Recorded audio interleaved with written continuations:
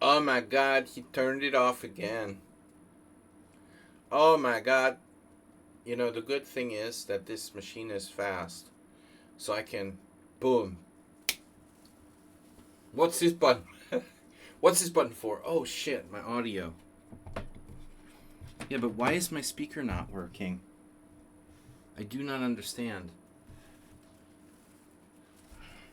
I'll be right back. I'm going down under the computer.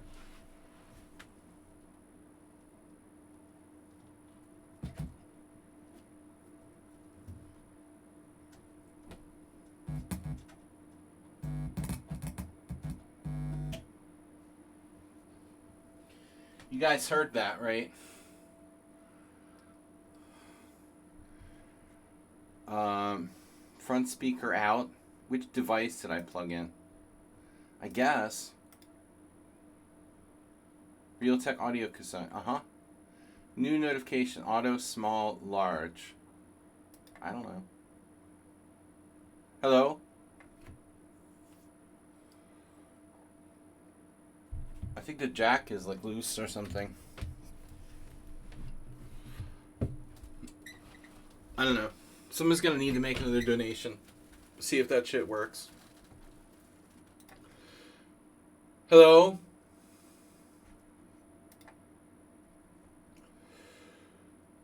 Undo, unmute. That doesn't make sense. Properties. Whatever, man. Okay. I'm not going to touch anything else, alright? We're not going to mess up anything else. That's enough. So we're going to start the analysis stream now. But not with this game. I got some messages here. Testosterone, Turkey Farm. Wow, long time no see. Turkey Farm, I saw you there earlier. Are you subscribed again? Alright, nice to see you. Let's see.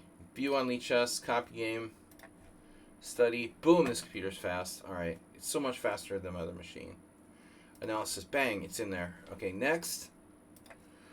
See how fast this is? Alright, common experience, the Sledgy Nightmare stream. Wow. The yellow. On my laptop, I look very yellow.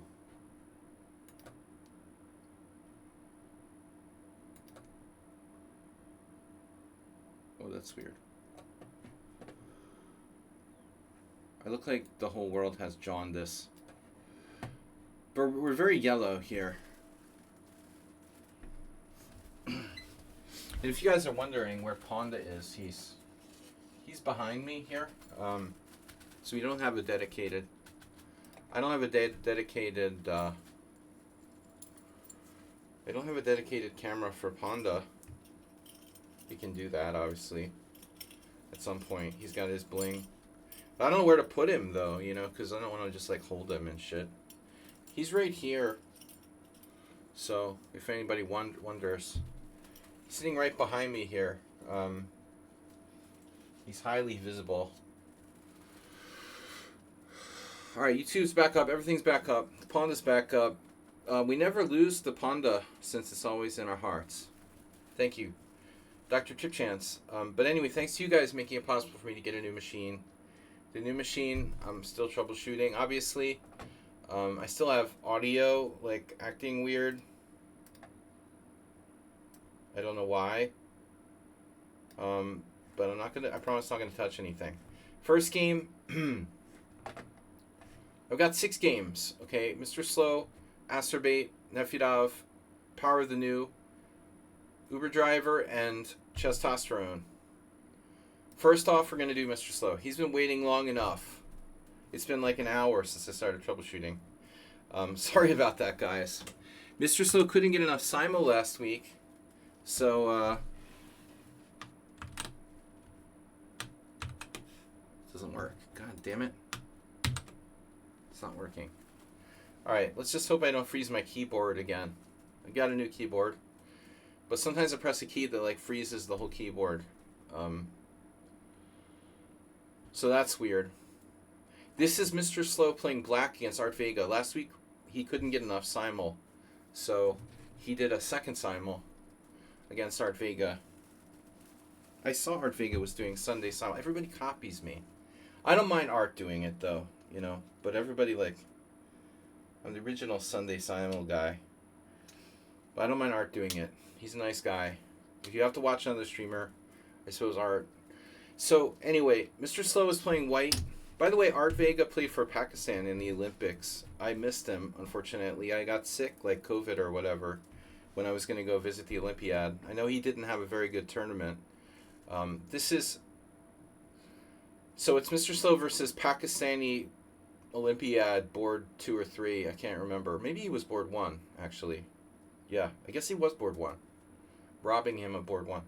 Alright, so Mr. Slow is black against Art. Let's turn on the opening book. Explorer. Yeah, that's D4. Knight f6, C4. This is a simul game. E6. Knight C3. It's so weird to see this on such a big monitor, finally. I've been working with the notebook monitor for so long that, like, I forgot what it was like to have a normal monitor. The Nimzo from Mr. Slow now F3. And it's funny, I used to hate facing F3. And now, I actually like facing F3. F3 and Queen C2 are White's most aggressive moves. F3 is, I think, the most aggressive move by White. But any move that leaves the White King in the center, you know, I think, you know, for an extended period of time, should be considered very risky. Let me see something here. Video capture device. Let's mess with something else. Video capture device. Capture device. Properties.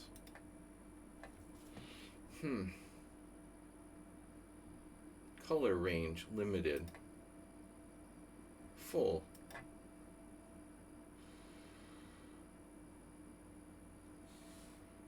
Will that make me less yellow? I look like I need to go have a liver transplant. Color space. I don't know what that means. I just wanted to look less yellow. It's not the greatest camera, it's the standard. I look great. Alright. Boom. So anyway, whatever. Yeah, you don't have to see up my nose anymore, Acerbate. That's very important. I know you're kind of obsessed with that. Anyway, this board is so big.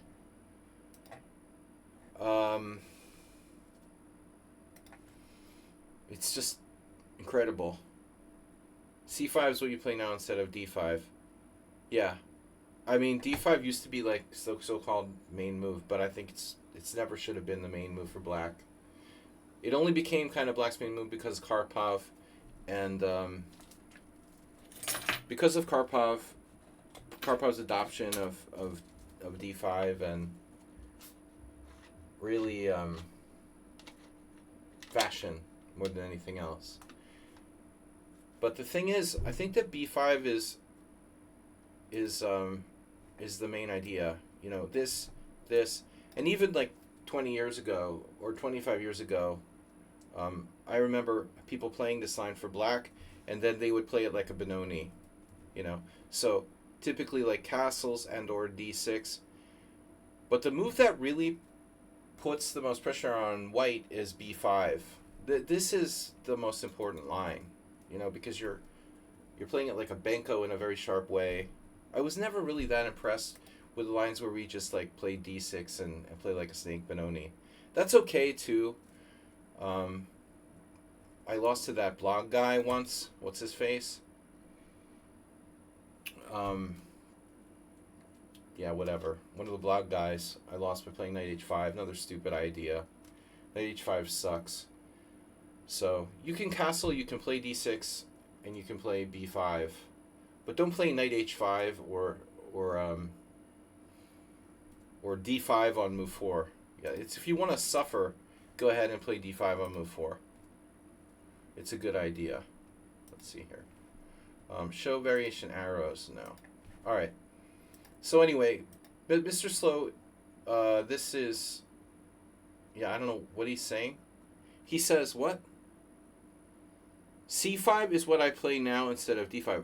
What do you mean? You just played this the other day. Now, like, you changed this week. You changed this week. Well, there's no time like the present, Mr. Slow. After this game, he only plays C5. I always used to play D5, and then I learned my lesson.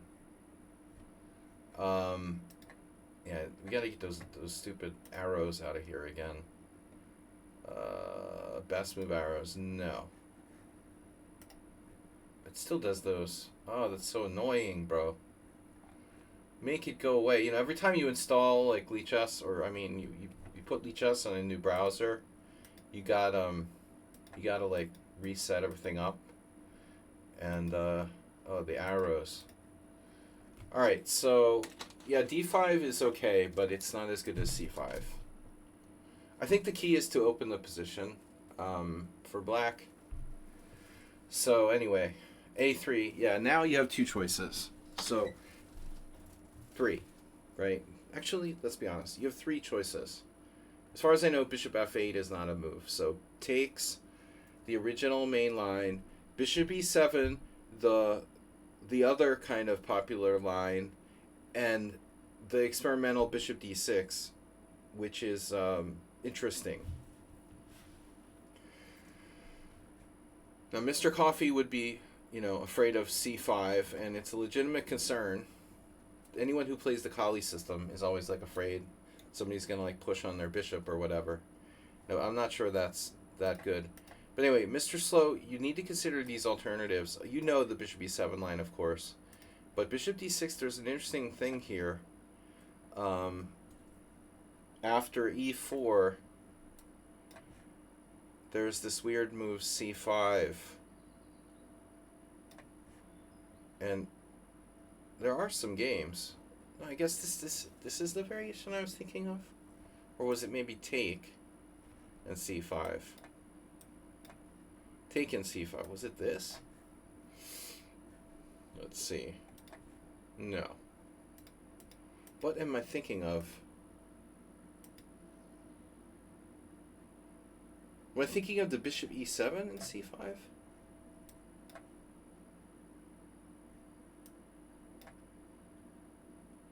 This isn't that new either. Bishop B7, take, C5. Still a lot of games here. But here, okay. Yeah, notice this line. This was it. Maybe it was bishop E7 and C5.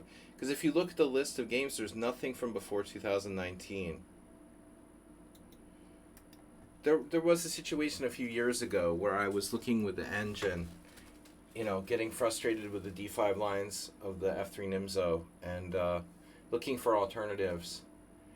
And I think like the old Stockfish started suggesting this line. This isn't so easy to play though, but if you can see, there's a lot of games that have been tried here already.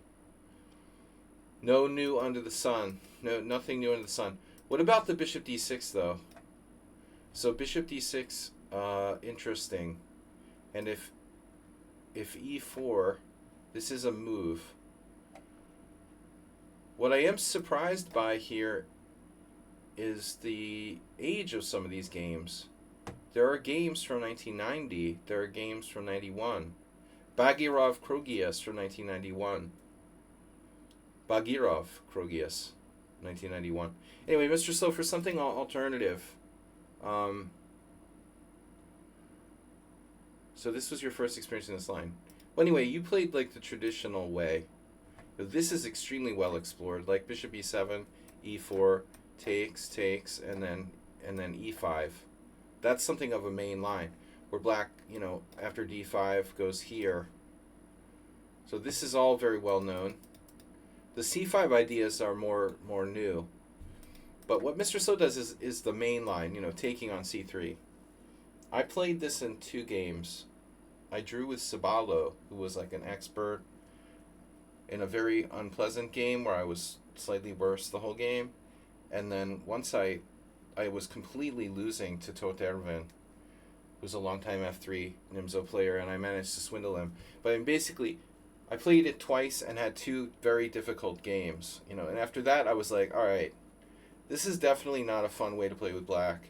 And I had actually a third game I remember where I played black, and my opponent does like some game in the States where this guy did like E3.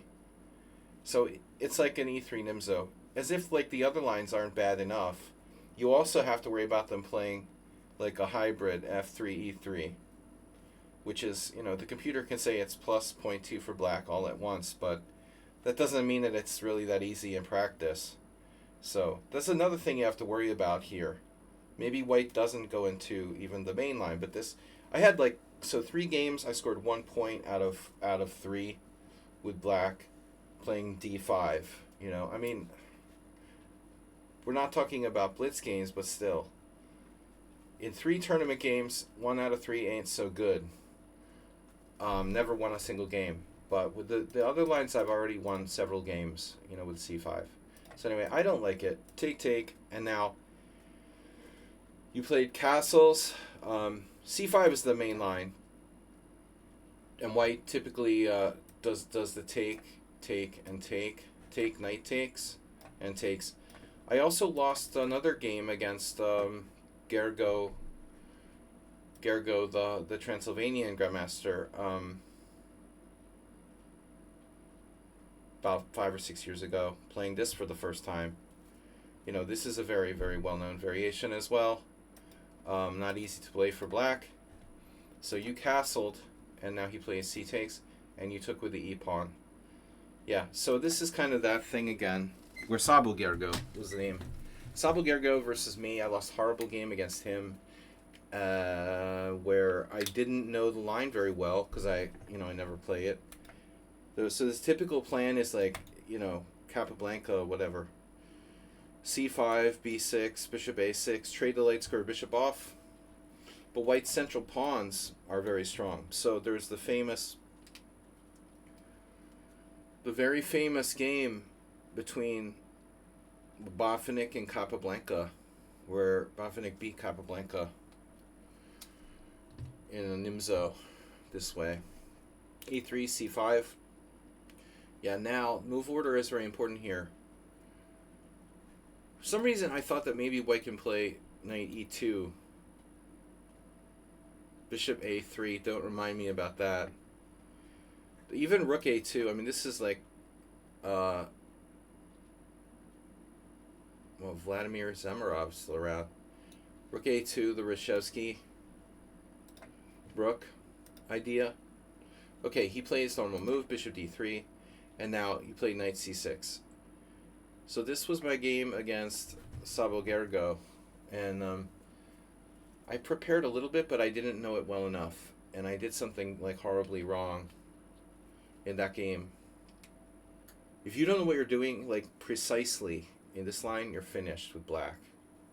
You have to know exactly what you're doing. Even if you exchange bishops with like bishop a6, it's not a walk in the park. Because white still has a central majority, and it still can be very dangerous with or without the light square bishops on the board.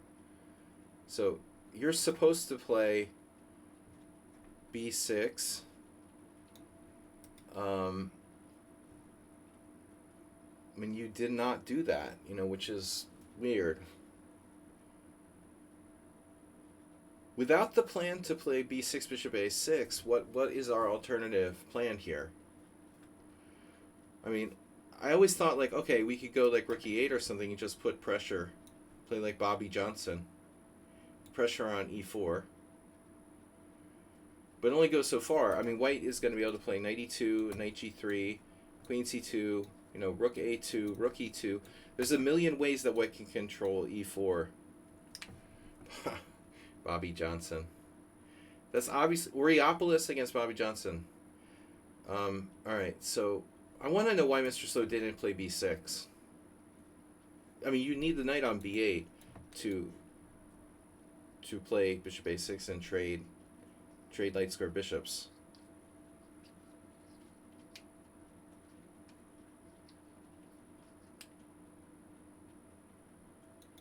So it's odd to me that Mr. Slow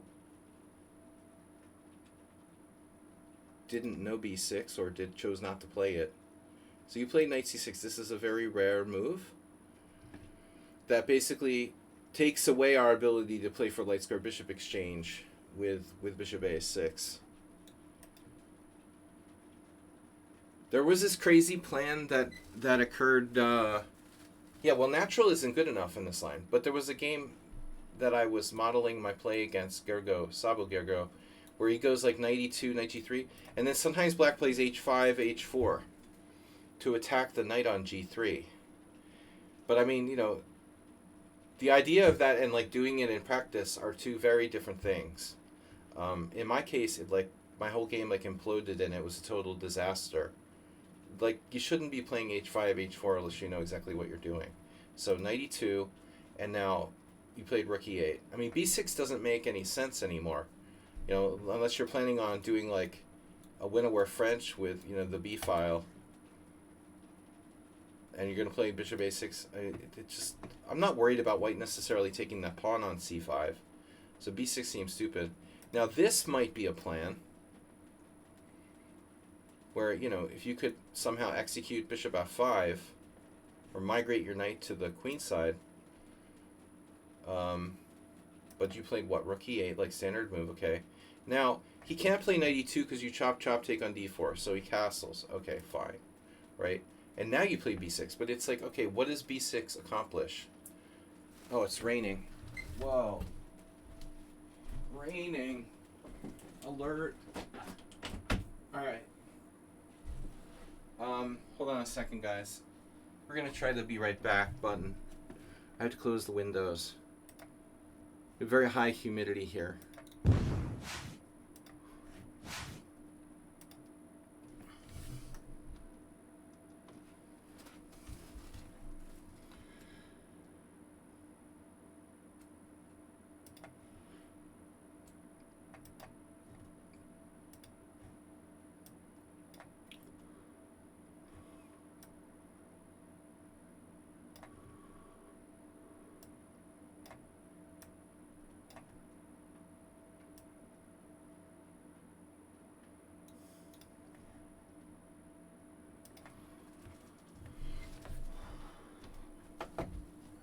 Artsy, it's raining.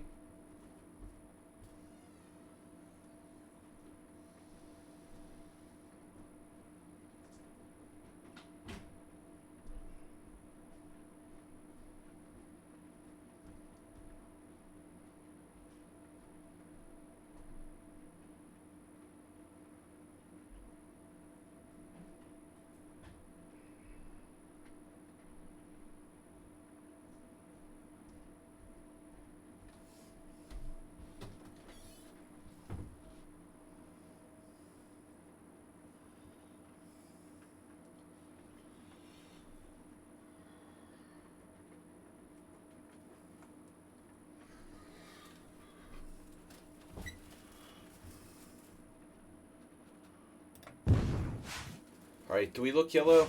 We're still yellow. Good. All right, very yellow. Anyway.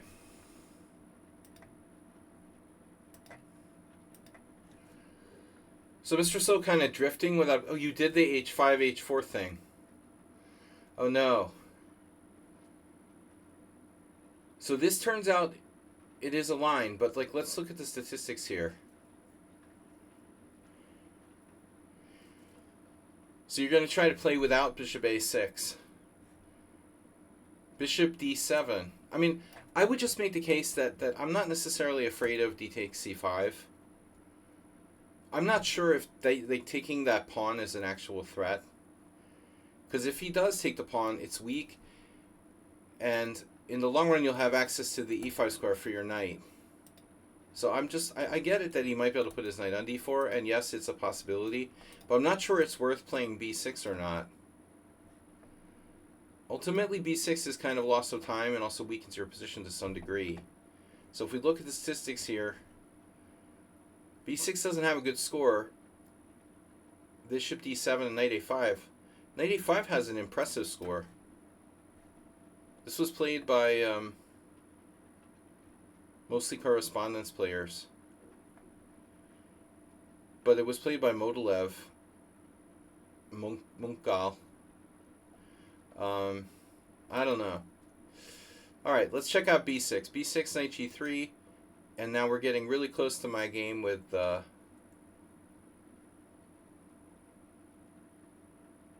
Yeah, I mean bishop b7. I hate that move like with a passion. There's no way you couldn't pay me to play bishop b7 in this position.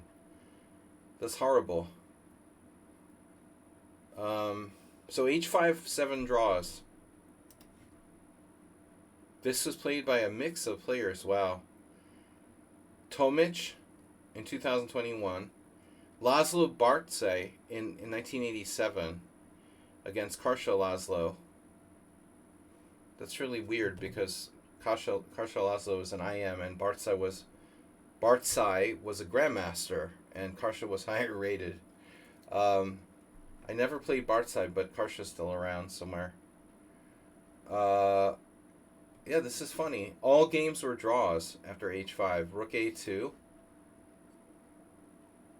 And now we're transposing to the great Irina Krush versus Eric Hansen. Eric Hansen, 2010. What's up with Irina Krush not playing the Queen c2 Nimzo? That's all she ever played. Not a good idea. So Mr. Slow with h4, busting the correspondence database. So it's Karsha versus Bartse Laszlo, 87. This is a good plan. I mean, I've seen the idea used. Now, knight h1, like Emery Tate here. Knight h1, knight f2. To control the e4 square. The problem is, what? But they're playing knight e2. You know, Karsha played knight e2 to come back to f4.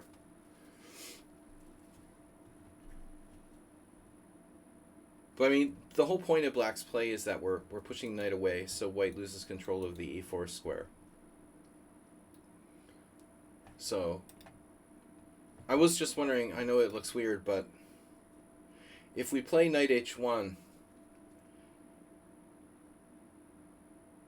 what does black do? Like, you can't play knight f2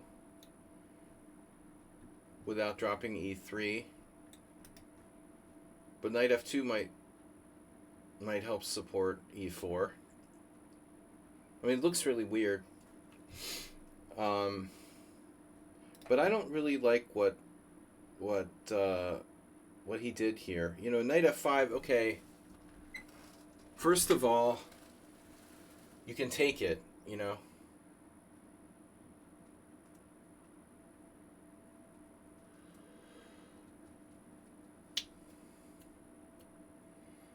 I mean, it's a fairly closed structure, and 2 bishops versus 2 knights isn't so bad. He said he didn't like it. Well, I mean, in principle, knight h1 is a bad move, but if he gets back through f2... I mean, the problem is you have a lot of pressure here. So it's not easy for white to play e4. But what do you play in this position? I'm kind of curious. I mean, if you try to do, like, h3... I mean, that's double-edged. White could play g3 or g4. Maybe even g4. And then you have a terrible square for the knight at g3. You know, that's really scary. So I don't think you should play h3. Ultimately, the h-pawn can get weak, which happened to me. But I don't know what white's supposed to do. Like, rook e2? What do we play with black here? Knight here? Knight e7? I don't know. So Karsha played knight e2, which is kind of the standard looking move. And Grandmaster Bartse with knight a5. Knight f4. I'm just curious how that went. Knight f4 and now queen d6. I mean, really nothing special was happening in this game.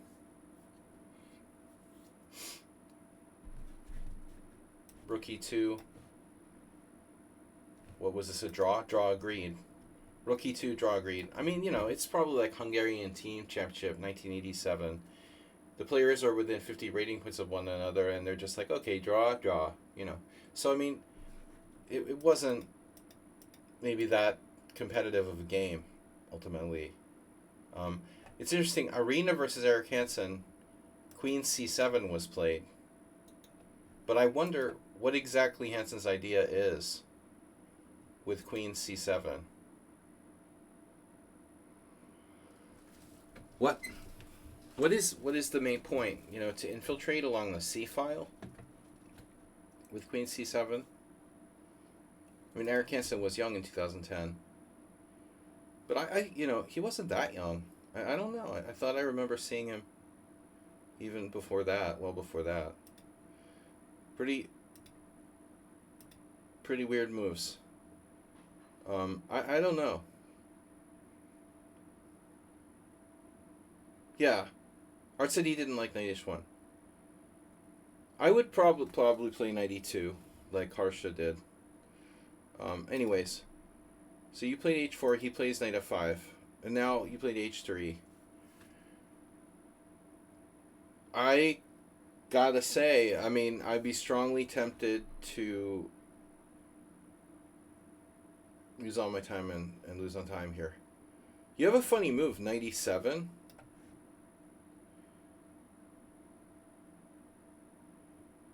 Think Sveshnikov, right?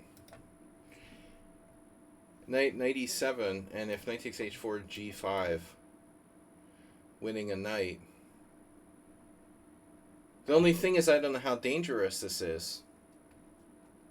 You know, what if white like sacks a piece or something? Like here takes queen takes h4. I guess it's not enough. The potential is scary though, you know, for the white pieces to come to life. You never know. I would play bishop takes f5 in a normal situation. Bishop f5, bishop f5. Your knights are pretty good, and it's not so easy. I guess pawn on h4 is problematic. So you probably have some issues. If you play, for example, g6, bishop e1, king g7, let's say, you know, there's always these e4 sacrifices to break through. There's also the chance this diagonal were to open up. So what do you think? I mean, maybe knight e7 is like really, literally a good try.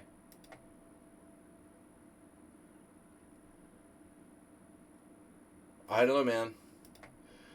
So he plays knight f5 and you just played h3. And then white plays a really surprising move, in my opinion. I mean, obviously white has a bunch of choices, but why not g4?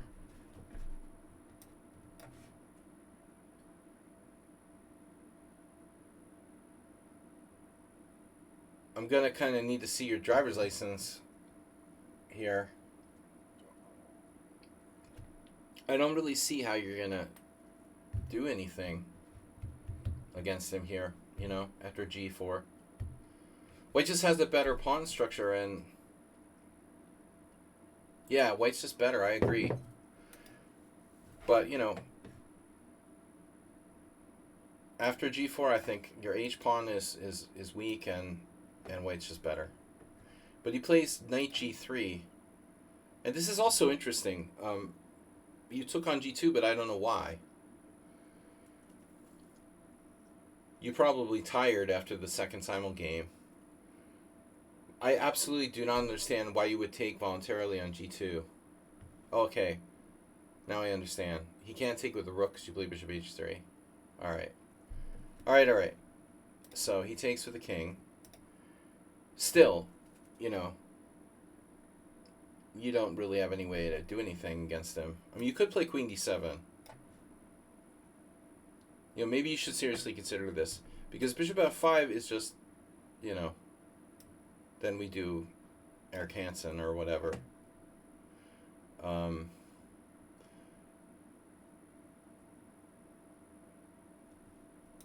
There's just a lot of choices, you know. Okay, takes. I don't like the way he played knight g3. Takes, and then g6. This move looks like a bad idea. Unless you're guaranteed you can get your rook to the h-file and do some kind of serious damage.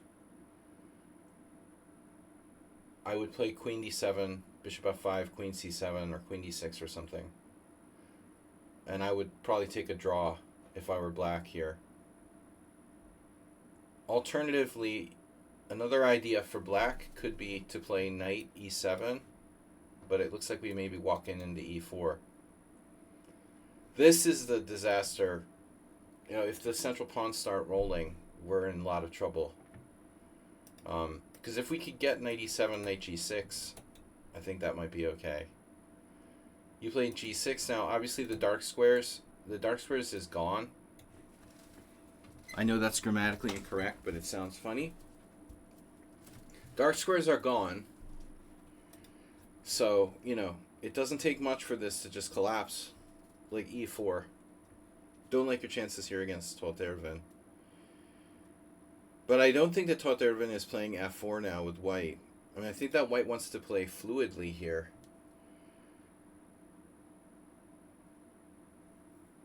I think he messed up, though, with the pawn structure. So let's say he plays e4, Because the idea is to attack the dark squares. If you take back, white's threatening bishop g5. I mean, there's no time for, pawn takes d4 here. You're just lost. So you have to move your knight or something.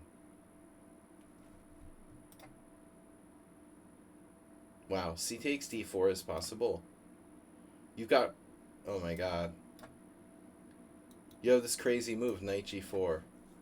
Oh my god. I lied. So c takes d4 is possible. C takes d4, c takes d4. Man, this is really crazy.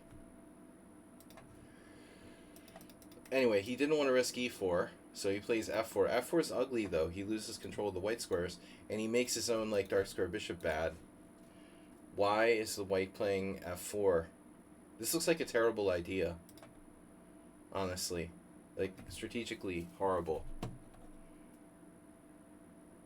No, I know, Mr. Slow. I know. Of course. Absolutely, I understand.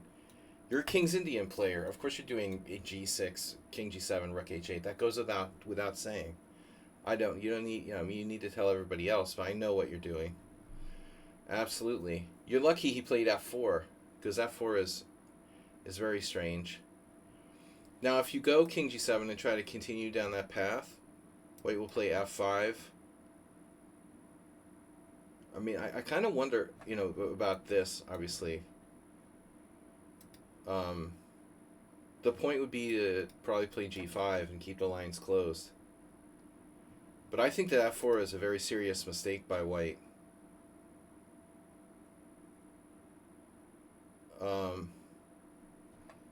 So f4, bishop g4. This is clearly a reasonable move.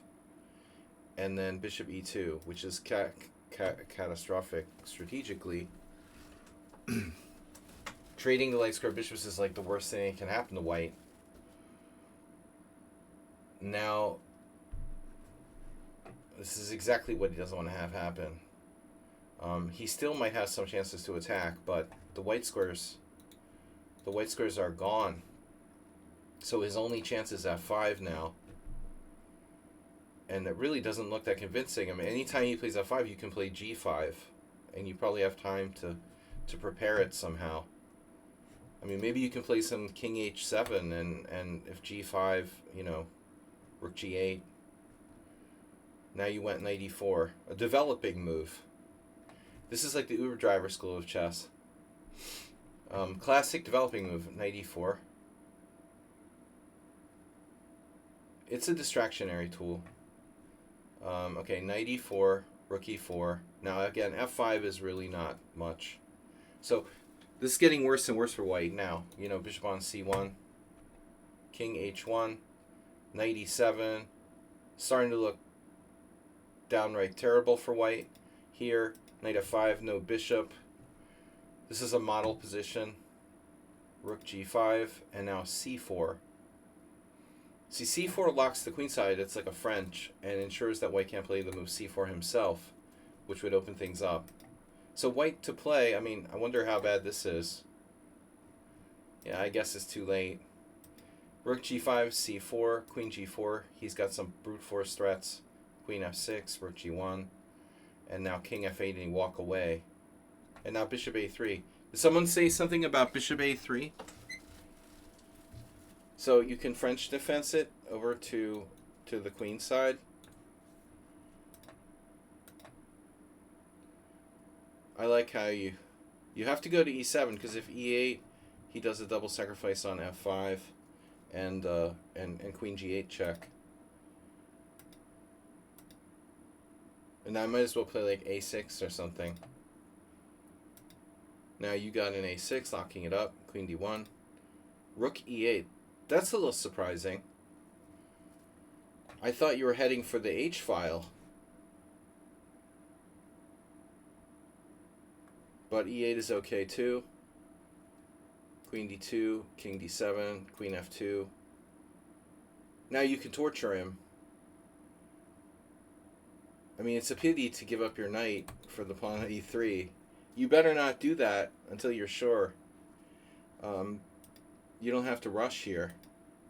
He's threatening queen b4. Well, no matter what, just don't let him in there. So this is debatable. I don't think Mr. Slow has to go for it. A rook ending there might be some chances for white to survive. So I think you could just kind of wait here. Honestly, I would very possibly prefer to just play like rook h8 and sit on him, you know, because anytime he plays queen up, we're gonna trade queens, and once you trade queens, like white has no threats at all.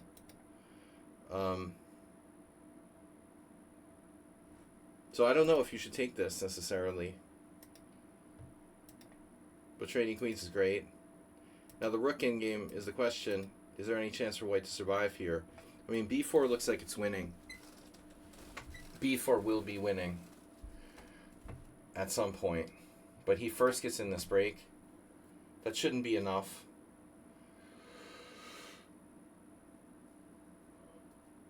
You can take on f5, and you did, and he took, and now you're taking c3. You have protected passer, 2 connectors. This should be a win. Check here.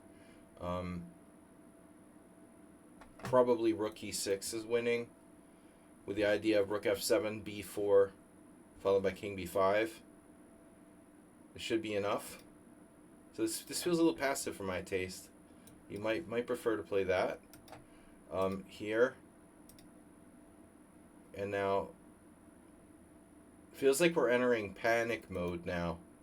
Checking his king up, but maybe you have a plan. Because I think you could... Oh no, you can't play b4 because of rook b6. There's another reason not to play rook e7. You know, it was much better to play this. And after this, you have b4, and you're threatening king b5. I can't imagine white isn't lost here. You know, that's like way, way better. King b7, rook g7, this is suddenly annoying because you can't play b4. You should be winning. Maybe you have to play like rook b3. Check here, check here, and then check, so you trade and reach this position, which is also probably winning. Rook g5, king c6. Here, b4, rook b8, rook e6, check, king d2, b3, check. So, excuse me? He played h4 now. So, rook takes, pawn takes, h4, king e7, h5, king e7, h6. You're in time. Alright, h4, rook e4, here, takes, check, here, and you're winning.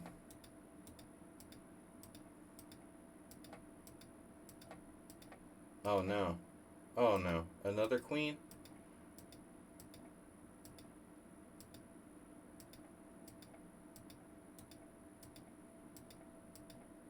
Nightmare scenario.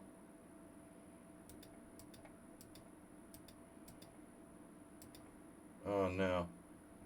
This looks like one of our simul games. So you're winning, but it's a long process. Could potentially be a long process. Okay. Yeah, interesting back and forth game. That was a long analysis, a long technical setup part of the stream too. Mr. Slow. That's why I don't play D5. Extremely hard work, and very little money. It's like a low stakes poker tournament. Playing the D5 Nimzo. All right.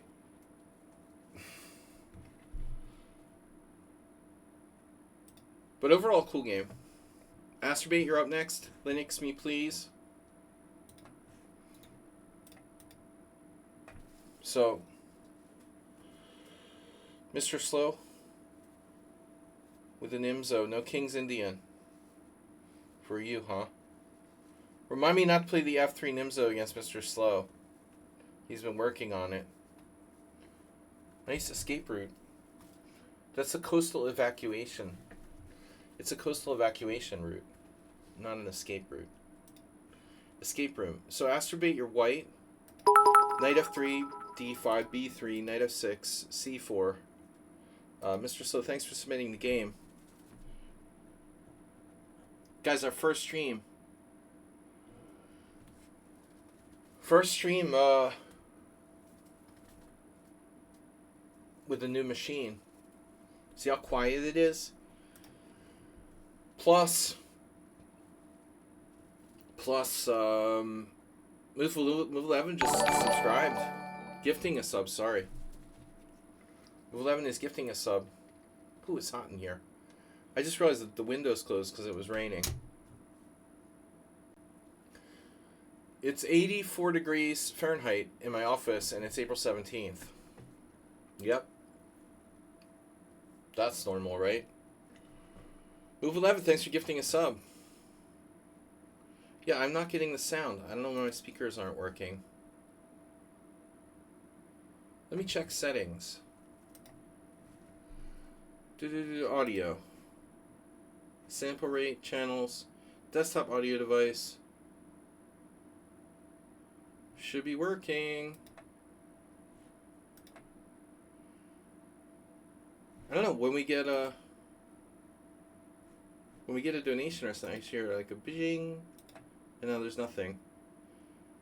Not a peep out of the speakers. I don't know what's up with that.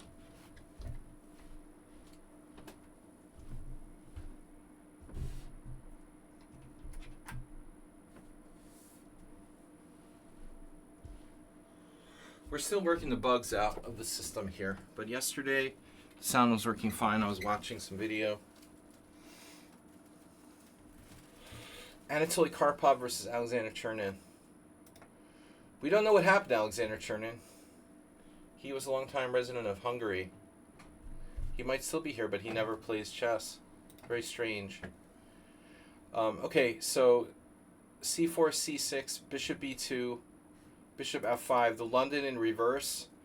And now Astrobate played knight c3 right away. You can see in the opening explorer this is a very rare move.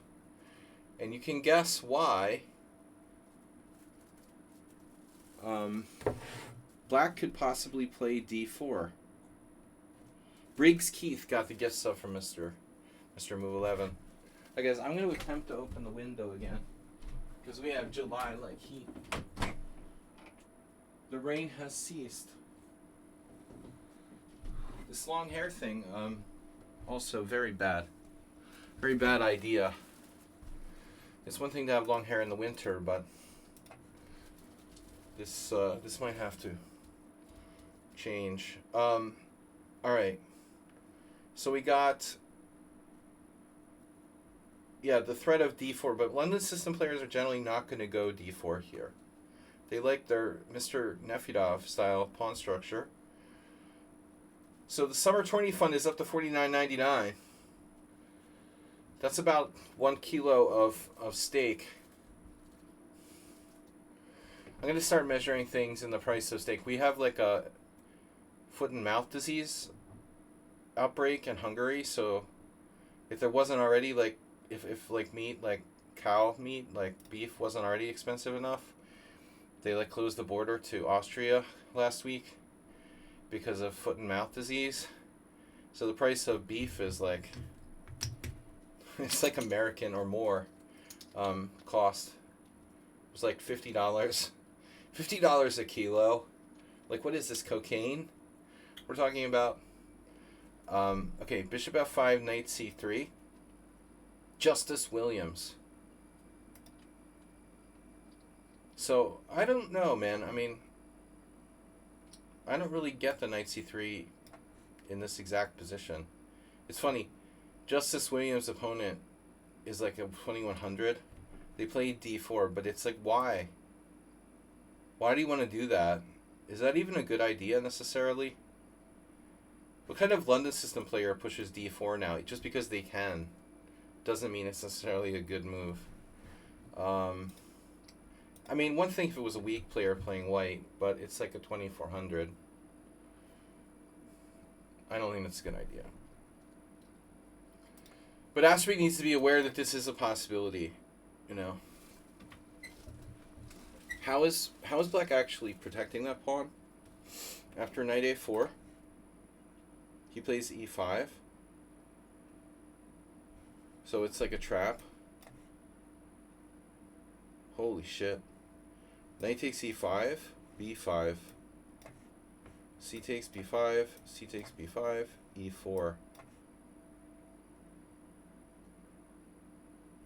Bishop d7. Knight takes d7. Queen takes d7. e5. Knight d5.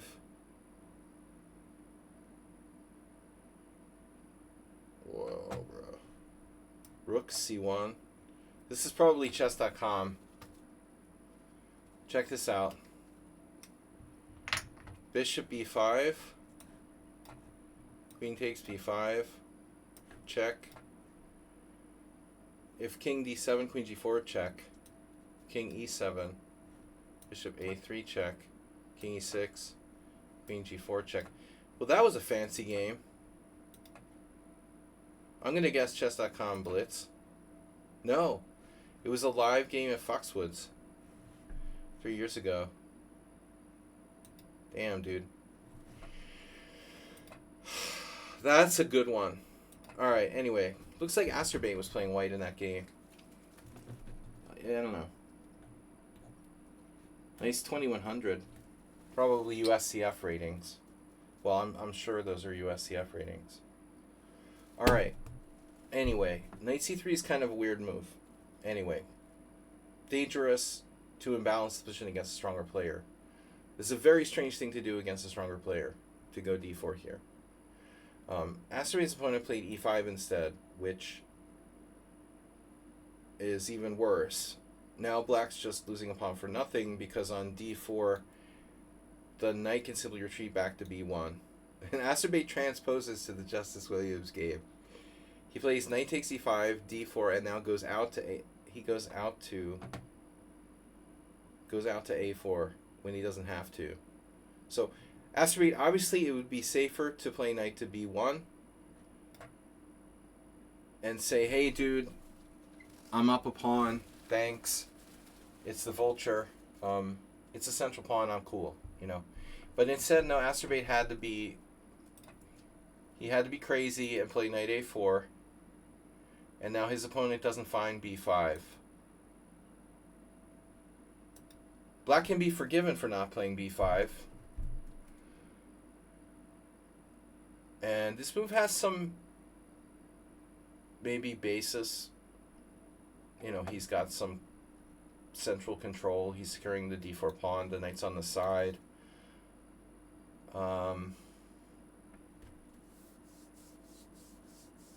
So e3 looks like very logical here. 42. Nice emote. We got the new machine up thanks to you guys. This is our first stream with the new setup. We got a new CPU, you know, a new PC, new monitor, new mouse, new speakers that don't work, same mic, same camera, same action. But very fast. And Streamlabs is not like kicking my ass. Kicking the ass of my machine like it was before. So here Asterbate played b4, but the problem is Asterbate with the b4 that it still doesn't give your knight, any squares. So my take on this position is that, you need to seriously consider e3, which is more fundamental. So what happens if you say play e3 and black plays, let's just say queen e7, right? You could play f4. Obviously it's dangerous, but it's definitely possible. Or you could go sort of Justice Williams style with like queen f3. Simon Williams style, sorry. Yeah, you could just simply retreat your knight back to f3. And your knight on a4 is not getting trapped. So anyway, b4 is provocative. But it feels like a bit much under the circumstances.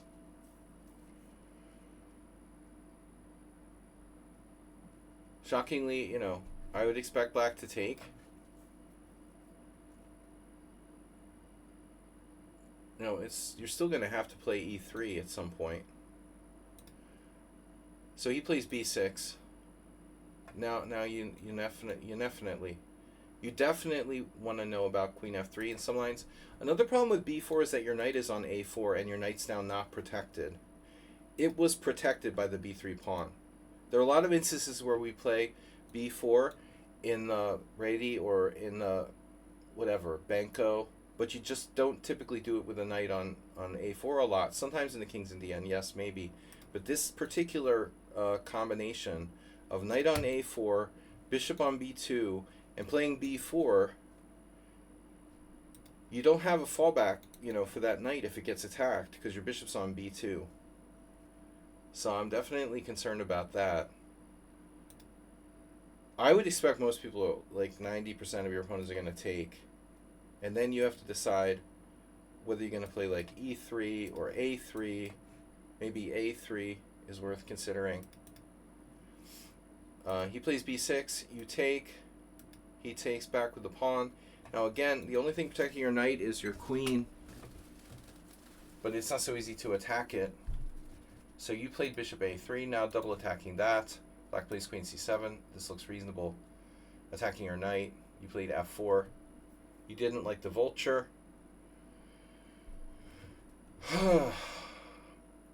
Not a lot of options, but retreat. Don't be ashamed to retreat. The vulture here with knight d3 would triple attack this. Of course, he can defend with knight d7. The more natural move is knight f3. So Asterbate with f4. Getting a lot of Dutch themes lately, Asterbate. f4, a very dangerous move for white. Knight c6 now, and then e4. No, I mean, e4 is not a serious option. You are not Justice Williams.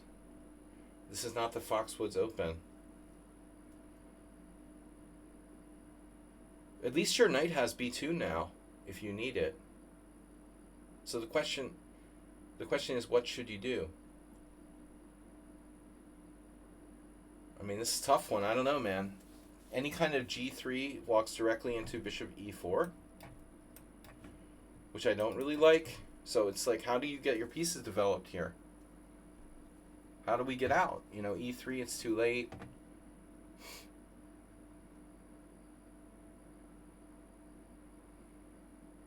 Bishop takes c5 is a really insane idea. That would be extremely materialistic. For example, bishop takes c5, knight e5, pawn e5. Bishop takes c5, knight takes c5,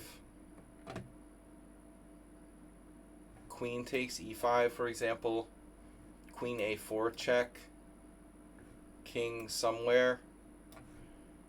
But your development is even worse than black's, maybe, with the king in the center. What's the evaluation here?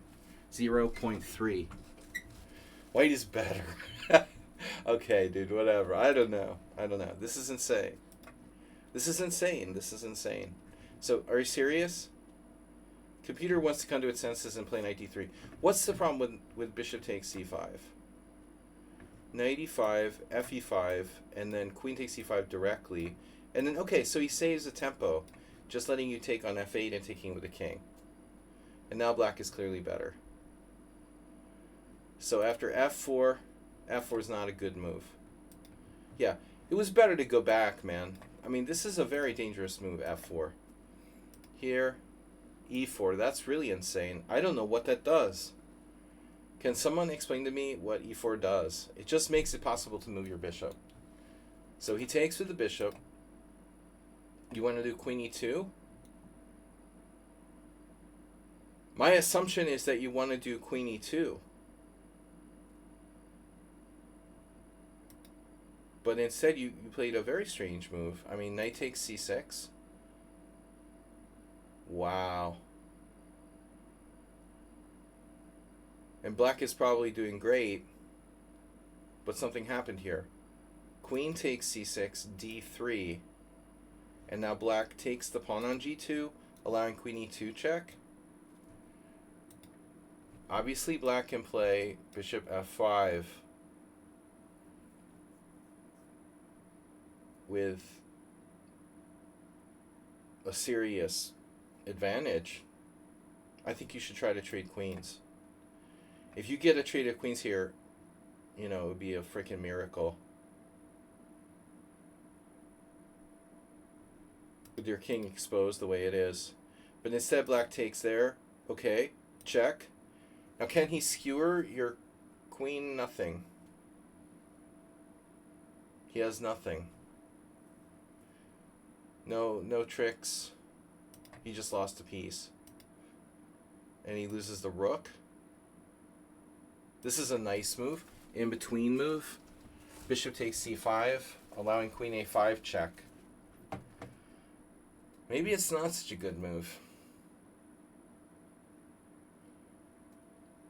What is happening here? After queen a5 check, queen d2.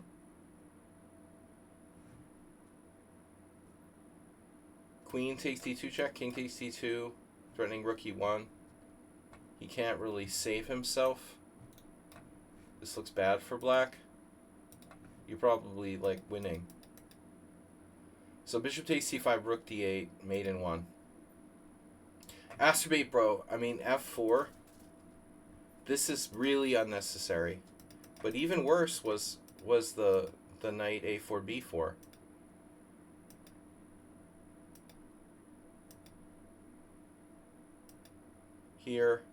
Here, f4. Not necessary, man. Just play knight f3.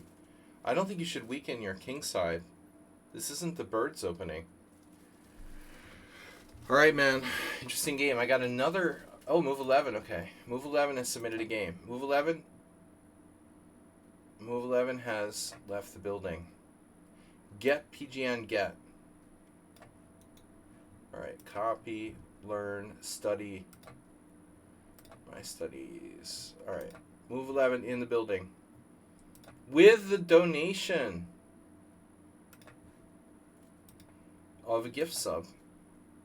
Why is this doing this? I just want to modify it and add. I save chapter. Okay, fine. Now I want to add a game. That's just stupid. Are you kidding me? Delete chapter. All right, so much for that chapter. Add a new chapter. PGN. Enter PGN. All right, paste. I'm just stupid. Don't mind me. All right, Joseph Henry Blackburn. So, Nefedov Sack draw. Yeah, Astrobate, that was ugly. You know, you played the Dutch last week, and now you're playing f4. Briggs Keith, thanks for the sub move 11. Briggs Keith donated 500 bits. I can't get the volume working on my notifications. Thanks, Briggs Keith. I do not know why I'm not getting sounds working. In my Streamlabs, sounds are not functioning for some reason that I don't understand. Donation goal, audio input capture. Is that audio input capture? Hello? No, that's just another audio capture. Yeti Nano. Anyway, thank you for the donation, guys. 500 bits from Briggs Keith, who got a gift sub. This is Nefedov Sack Draw. Nefedov submitting a game from, I guess, one of our tournaments. So, interestingly, well, Nefedov is pretty good in the white side of the Aliakin. Aspirate another 100 bits. White side of Aliakin, you know, it's a very funny thing. When I was growing up, the Aliakin was always talked about sometimes as like maybe it's good, maybe it's bad. You know, it's hard to say. Difficult opening to play. But the 4 pawns attack always kind of got treated like it wasn't necessarily one of White's best lines. And I think it is one of White's best lines. But it's not easy to play. See, the thing is, the more space you take, the more responsible you have to be. So only responsible people should be playing like openings like the 4 pawns attack. Any kind of 4 pawns attack. You have to be very responsible for that property that you're taking. You have to pay the rent, you have to do maintenance, pay for groundskeeping. You have to pay Higgins to take towels out to the people in the spa, in the sauna. Alright, e4, knight f6, e5, knight d5, c4, knight b6, d4, d6, f4. And now, yeah, this is what I'm talking about. So you can't play this without knowing what you're doing. And I've had a tough time against Nefedov, honestly. He has a pretty good score against me. When I've tried to play the Aliakin, I don't like playing against this 4 pawns attack. Black plays bishop f5 here. And that's a slightly unusual move order, but is there anything really wrong with it? If black takes on e5, white takes with the f-pawn, and then black usually plays bishop f5. But I mean, what difference would it really make if you played bishop f5 first?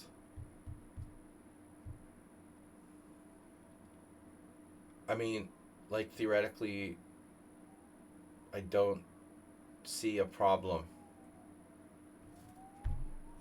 This seems to be perfectly okay. I would imagine in most cases it would transpose.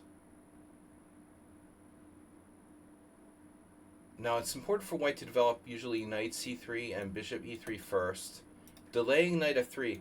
There are some variations where black plays bishop f5 and then even like bishop g4 in 2 moves. That's sort of one explanation for why it's better for white to develop the queen side. The other explanation is that there's more play going on the queen side than the king side at this time. Black has more pieces on the queen side. So I guess we want to move our queen side pieces out first. Knight c3 is best. Now black plays e6. So he's avoiding playing d takes e5. This is interesting. D takes e5 is an absolute transposition. White has no choice but to take back with the f-pawn. And then we transpose. If you play knight c6, is e6 a possibility?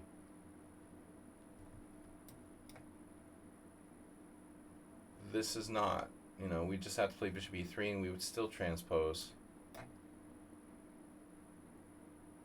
This is an interesting possibility here for black, which I've never looked at this line before, but could black potentially get away with not playing e6 to save time? You know, so this move, for example. But wouldn't you be worried that at some point white has like c5?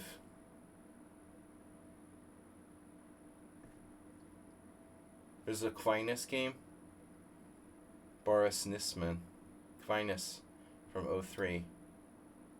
So c5 is playable, but apparently not that good. Anyway, at the end of the day, it's hard to imagine black playing without e6, and the game would like transpose back into like normal paths. But let's see what happens here. Black plays e6, and black can still take on e5 whenever he wants, right? Nefedov plays bishop e3 For some reason, knight f3 has a better score.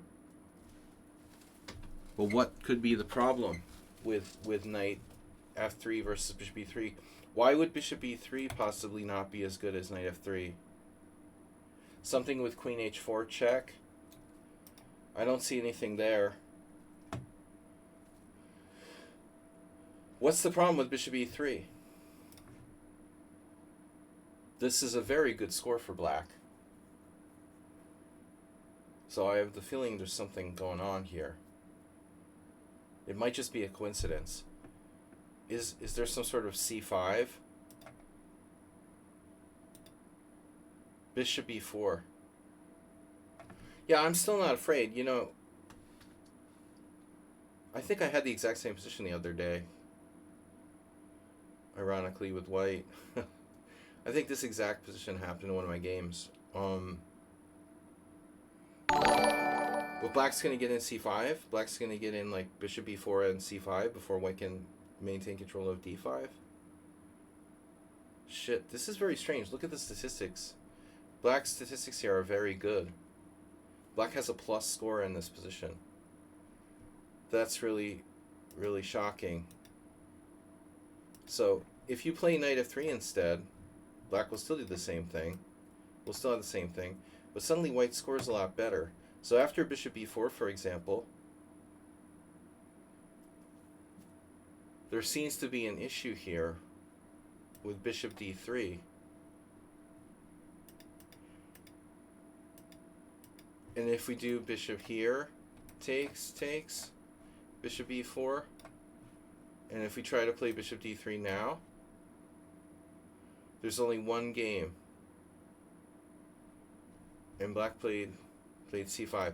If knight f3, c5. So I think the point is that black has d5 covered 800,000 times. And so you can't push, if you can't push d5, then your center is falling apart.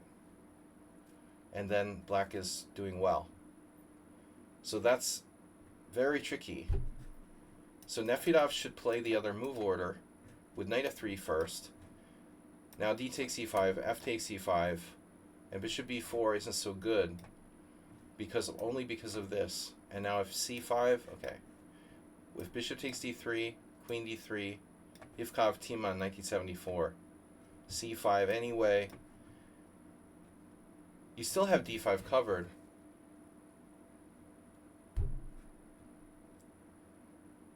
White gets out of the pin. And then white has big piece attack on the king side with like knight g5 and a lot of lines. Interesting. So this seems to be a very important point.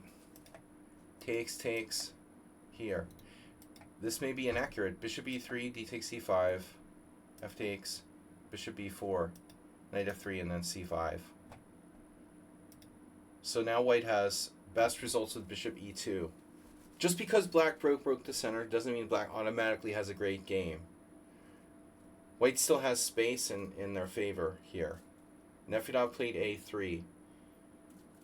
a3 feels a little slow, and there are other moves. But d5 is not an option. The bishop d3 move. Could black maybe play bishop g4 like I was talking about earlier? Definitely an option. But apparently it's not best. You have cd4. Gotta watch this. cd4, bishop d4, and then bishop g4. Wow. So black really gets a lot of play. So Nefedov plays a3. And now we're following a Baburin game from 2011. And honestly, like, Baburin is one of the best modern Alekhine players. Here's another interesting game. Zoltan Varga, my good friend, has a game from 2023 with black. So this line has to be okay for black. Bishop takes. It's also possible to play c takes d4. And this is Adam Hunt versus Baburin. also a Morovich game from 1972. So after this, A takes B4 is best. With the Suba game from 2002. So there's a lot of stuff here. I never looked at this line. I don't play it with white, but I should have considered playing this with black. So A3, bishop takes C3, B takes C, and now castles. And now bishop D3. Well, he manages to keep the center intact. That's the most important thing. So what went wrong here? Black castling? Black didn't have to castle. Black could put more pressure on the center.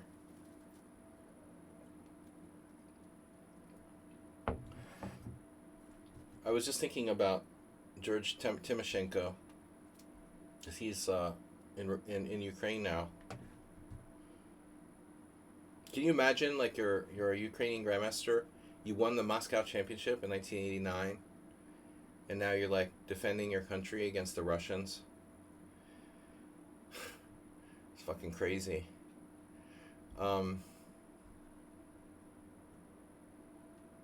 Just insane. You guys like 56 or something. B takes C, castles. Knight C6. Manassian versus Timoshenko. We got off the stream, off the path of the game. I want to go back to the game. But I just wanted to get to the truth of this line, to see where they went wrong.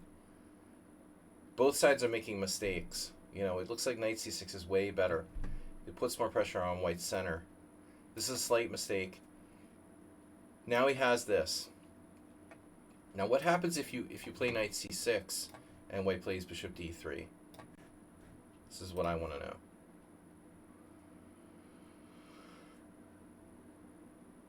There's another move that increases the pressure against D4. And black equalizes, basically. It's like a Nimzo. Putting pressure on that center. Castle.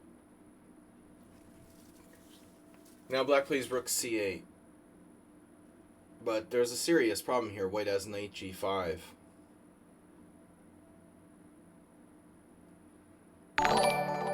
This is one problem, which would force black to play G6, weakening his kingside. I mean, all we need is, like, honestly, like, look at the game. Knight C6, castles, rook C8. If knight G5, what's black going to do? You have to play G6, and then you have knight E4 threatening knight F6 check. But black has knight takes E5 there. How long has that move been in position? Just now. So G6, knight E4, knight takes E5.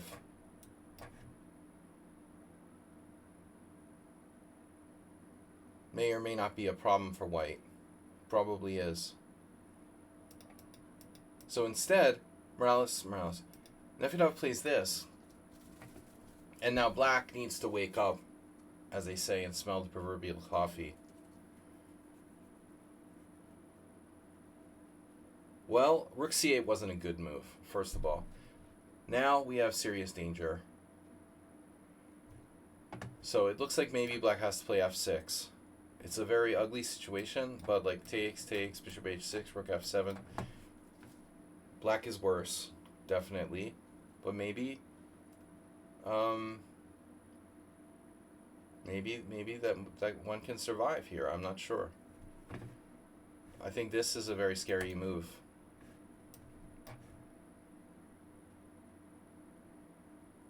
Probably not enough though. If takes, rook takes F7, king takes. Oh shit, that's enough. Never mind. Ooh. So on knight G5, black has to play rook D7 and everything falls apart. That looks winning. This is winning. Very nice. So F6. Bishop G5 is a nice move by Nefedov. Maybe you know, Sexlectro even saw this. Maybe he actually saw this and realized. But I have a question. You guys see anything here? Astrobate? Flash tactic? Do we have a problem? Knight takes, bishop takes, knight takes d3, bishop takes b6, pawn takes b6. Damn, that doesn't work. I mean, it works for black. Wow.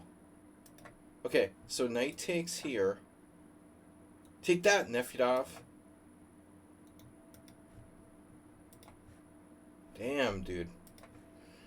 Nefedov allowed the snap tactic. And Saksakdraw didn't see it. I don't know when this game was played, but Nefedov has like way more time. So clearly this knight is securing e5. Wait, did I just say that? Yeah, on bishop g5. On knight here, you know, maybe you just induce the weakness and then go on with your life, right? Induce the weakness and go on with your life. Play a good move now, right? Knight g5, followed by rook a d1.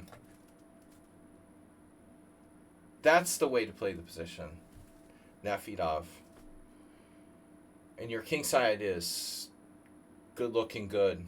It's looking very good. This is all he had to do. Knight g5, not bishop g5. Yeah. So as long as you watch for that knight takes e5 trick. Knight g5 is lights out. Both sides went wrong here, and Nefedov got fancy, you know, bishop g5, and he got to win a nice game after this. Oh, guess what? The e5 pawn is secure now. Very secure. So does this even work? I think it does. That's a blockade. Sorry. Not your king side. Now, if you were black, what would you do here? Play c takes d4? No. If I was black, I'd be a little bit worried about my position. And I'd probably think I'm fucking lost. But under the circumstances, we have some defenses, no? Namely, knight e7. This is the first and most important idea for black. You know, to transfer the knight to being a blocker on g6. That's got to be worthwhile defense. And secondly, you know, okay, this needs to be considered, but like, how do you defend after pawn takes pawn?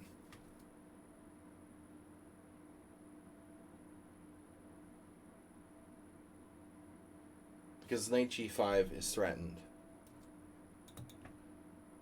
So the only move for black here is h6.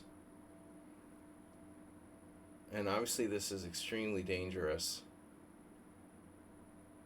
to say the least. I'm pretty sure that white is winning.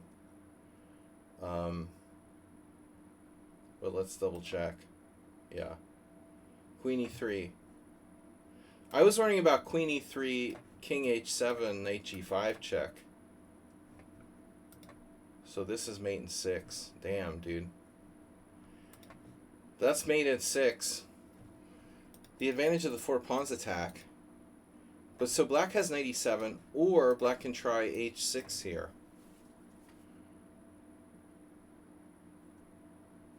I have the feeling that white is probably still doing very well here. But, you know, it makes you wonder about stuff like knight g5 anyway. I mean, this really looks dangerous. You know, and you have other moves. But you gotta watch, like, this. You know, how do you make progress here with white? Wow, Asterbate would have gotten it. Knight h4. I don't think I would have ever found that move. Probably 0 chance of me finding knight h4. Wow. I would say h6, rook a e1, or rook a d1. But yeah, so Saksakdraw doesn't defend. He just doesn't do defense. So he did c takes d4, and then it's over. Boom. And now here, white has queen h3, black has h5, and then you have g4 with the classic, like, 8-year-old type of thing. This is probably good enough. But once again, maybe Black can try some kind of knight e7. But Nefedov doesn't mess around. He plays knight takes h7. That's nice. That's nice. And now Black bases a defense on presumably like queen coming in. But it doesn't matter. He can't affect the situation. So Black's just getting mated. Ooh. That's cute. Knight f6. And then e takes f6. And then no matter what we do, there's no queen f4. We're threatening queen h7, queen h8. That's pretty nasty. So Black would have to sack the queen. Black has to play, I guess, rook takes, queen h6, and then queen takes f6, rook takes f6, and needless to say, you know, the c-pawn is not enough compensation.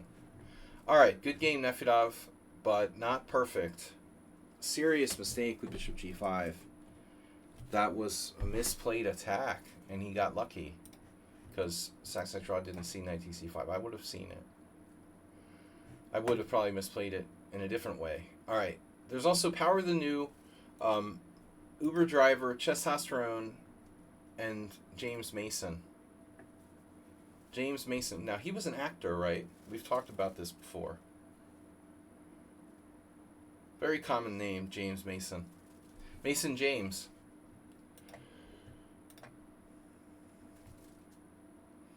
We got another donation. Asterbay tip 556. Nice, taking us over the $50 mark.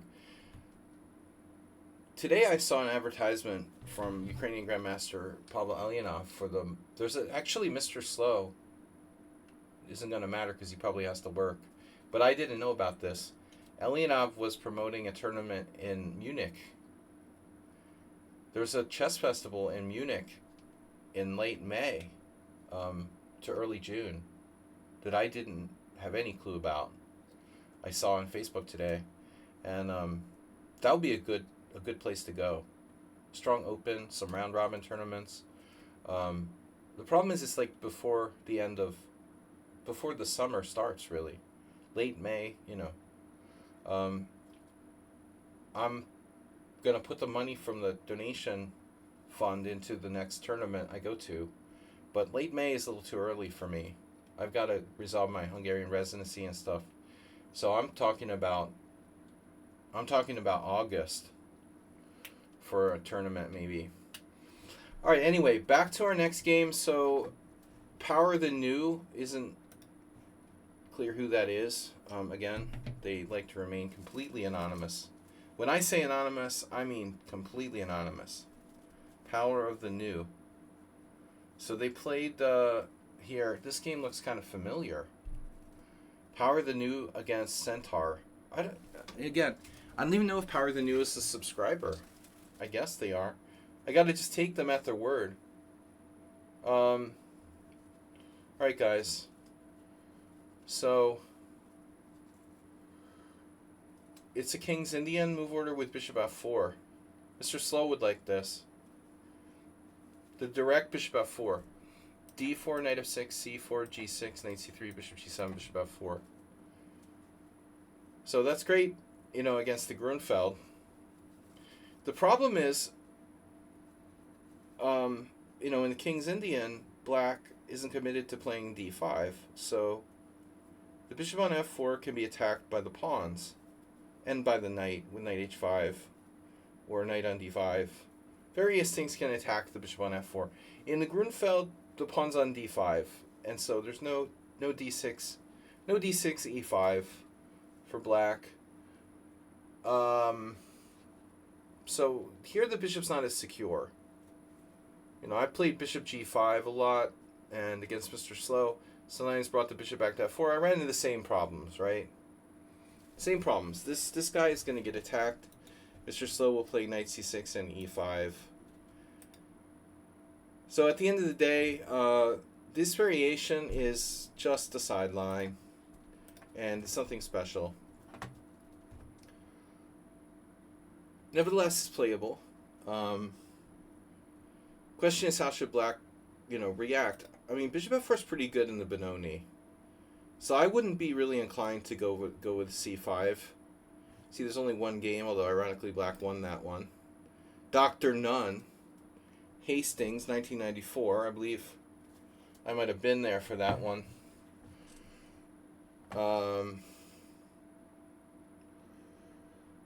Okay, it's always possible to play c5. But none like the Benoni anyway. Acerbate. Castle's the most common move, d6. And now white plays e4. So this is just straight up weird. Normally when you play bishop f4, you're playing e3. We're playing a kind of quieter setup. I often would expect white to play knight f3 first, keep the flexibility. You might see some people experiment with like h3. Robert Hamilton, and whatever happened to that guy. Canadian FIDE master. Anyway, e4 is kind of weird. So we're just playing bishop f4 in the classical King's Indian with no bishop e2. It's a weird sideline. It's like you don't know openings. And now castles, and now white plays knight f3. So it's a classical where you just played bishop f4 randomly, not against a specific line like Alexander Newman played it against my knight a6. You could kind of see bishop f4 against knight a6 because if the knight's on a6, it's not on c6. It's not on d7. It can't support e5. a6 is the one square where black knight on the queen side can't support black playing e5. So I understand bishop f4 probably most with the bishop on f4 and the knight on a6. Here, clearly black can play e5. Someone actually played it directly. Now that's an interesting idea. Now that's a spicy meatball.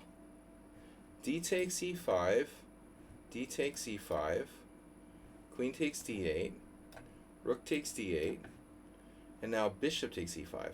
Because if knight takes e5, you have problems. So check this out. Bishop takes e5, and now black played knight a6. You gotta like black's style here. Yevgeny Zhelenovsky, and this is a pretty new game from 2023. Guys, we were looking at this in the King's Indian attack where white had, we were looking at this the other day, Jim, in a position where white was e3. I was seriously scared of this even if my pawn's on e3, but on e4, black will have rook e8 type of stuff. You know, the e4 pawn is less well protected.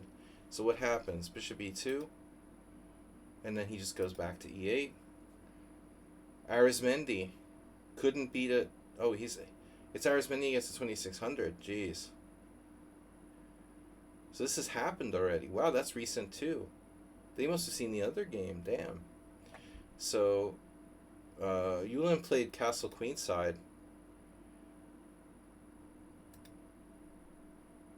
And this guy is a Spanish grandmaster. Enriquez Bilagra. I mean, he might be Argentine. I don't know. But he lives in Spain. Bishop takes f6. Bishop takes f6. So black got like full compensation. This is very cool. So that's a cool idea. Instead of playing bishop g4, you can just call this bluff completely, playing e5. It's a sound. Mr. Sound.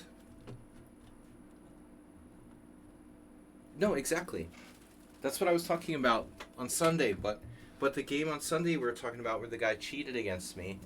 My pawn was on e3, you know? So the Sunday thing was like this, right?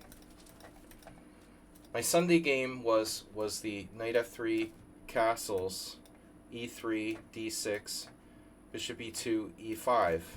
Now, if you notice, we saw this. It was played by Van Foreest. These sort of exactly the same evaluation, by the way, like 0.2 advantage for white. It's funny. You know, obviously the bishop f4 thing gives white control of e5, and he can take with the bishop, which makes it a little better for white. But that's still, it's very interesting to know that black can play this and confidently believe that this is sound. But of course, most people wouldn't realize that. So he goes bishop g4. White plays bishop e2. And now, the Wojtkiewicz game from 92. Alex liked to do stuff with bishop g4. He did it against me in one game. Wojtkiewicz always liked to play sort of sideline stuff. But here it makes some sense. White's bishop's on f4. It's not defending. It's not defending the central pawn at d4. So if white isn't going to keep the d4 well protected, going to put the bishop on a random square, then bishop g4 makes sense. We're going to highlight the weakness of d4. Wojo played knight fd7. That's a very standard maneuver in these types of positions. But this is also reasonable, right? Knight c6. And then white plays d5. Well, I mean, bishop e3 is no better because you're moving the same piece twice. I imagine this is okay. This is very Mr. Slow. Are you sure, Mr. Slow, you're not Centaur 67? Very Mr. Slow-like. The e5 rejoinder. This looks like me playing against Mr. Slow, except Mr. Slow wouldn't put his bishop on g4. Now bishop e3, and now bishop takes f3. Okay, so black's going to play knight d4. White could also take back with the pawn here, but that would give black access to like h5. So bishop takes is better, and now knight d4. So this is effectively transposed to like a kind of modern defense, almost. Or bishop g4, king's Indian. I mean, this is a sort of normal idea. Oh, there's an Igor game. Wow. Igor against a guy I never heard of from 2002.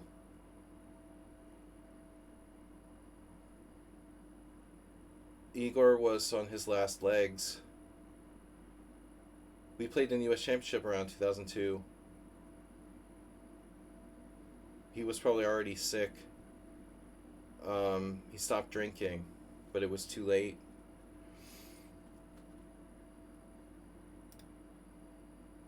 So knight d4, knight b5, or castles. He plays knight b5, Igor's move, and black plays knight takes f3.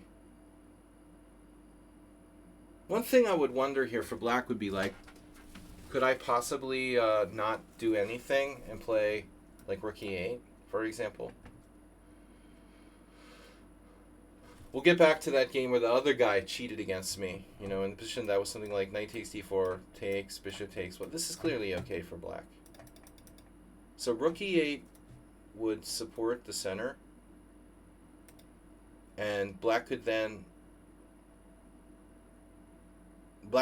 prepare either to kick the knight away with a6 or play c5. This looks good. What can white do about it? Like queen d3? I mean, what is white going to do now?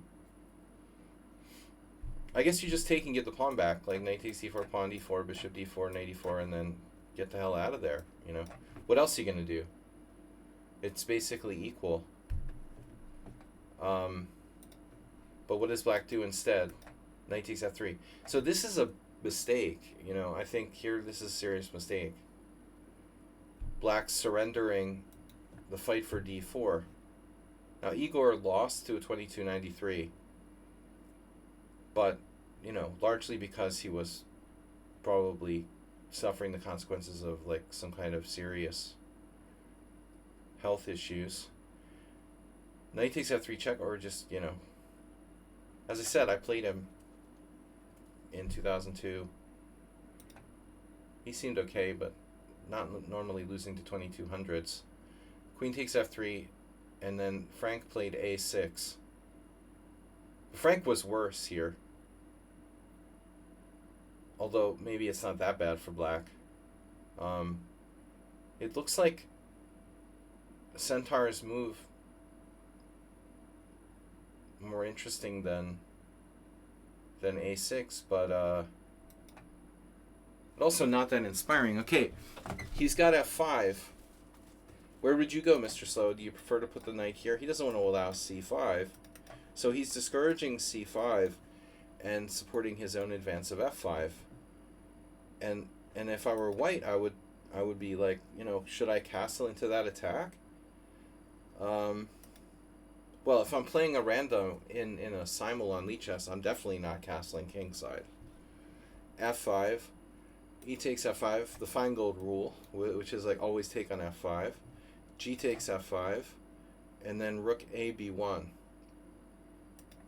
guarding pawn on b2. So white is suddenly like very, very strong, even though he has like no clue what he's doing in the opening. It's a weird combination. a6 now, knight c3, queen h4.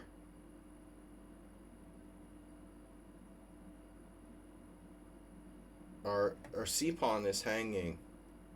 So someone needs to explain to me like why we don't go here. This is dangerous. f4, bishop d2, f3. It's dangerous. I'm not convinced that it's fatal. But white decides to play queen h3, dropping the c-pawn, or sacrificing said pawn. Wow. That's quite a development. It just happened. So I want to go back a couple moves to understand this exactly. Here, we take, black takes, and then rook b1. This is a really weird move. It's a little weird. Why not, let's say, knight c3? We go back, we aim at e4. If f4, our knight has a constant eye on e4. If e4, okay, maybe that's more problematic. That's more problematic. Yeah, now f4 is going to come with tempo. For example, queen here, f4. I'm not so sure about this. The computer says it's equal, but it's definitely double-edged. Yeah. So I don't know.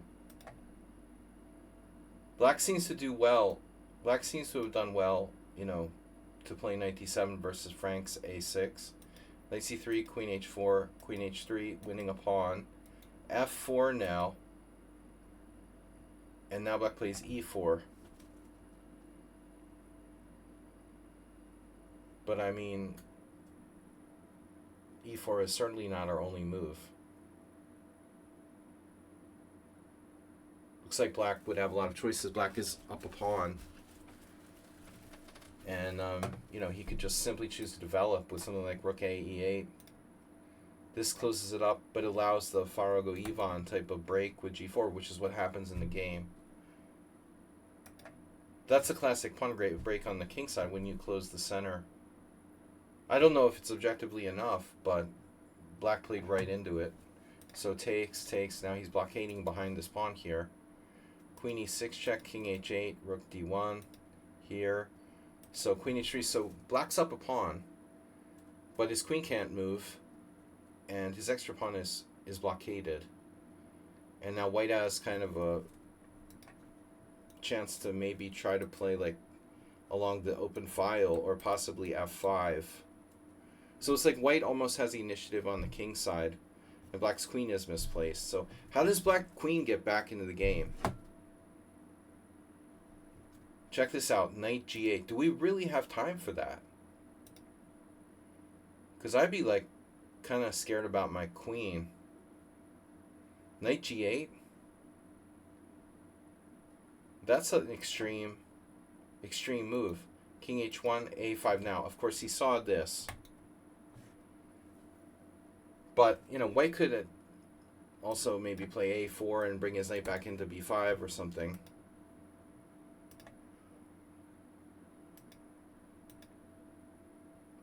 Yeah, this is too long. Takes too long. So white has compensation.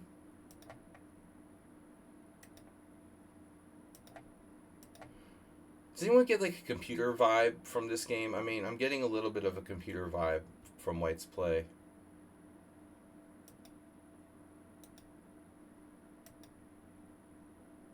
Are you guys getting computer vibe?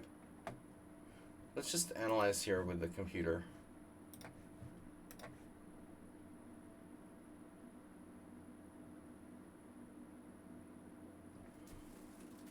I mean, the end of the game, White just like slaughtered him. You know, he just slaughtered Black.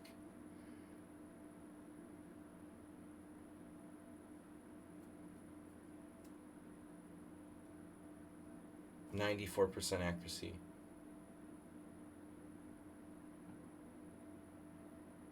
Obviously, the opening wasn't perfect. The end of the game, though, you know, where it's all white, is what's weird for me. 7 inaccuracies, 3 blunders. No, but White actually made 3 blunders at the end. He made all of his inaccuracies in the middle, 3 blunders at the end, but it wasn't enough. Black got absolutely destroyed there. I guess it's not a computer vibe, but it just seems so one-sided at the end. I knew A5 was a bad idea for Black.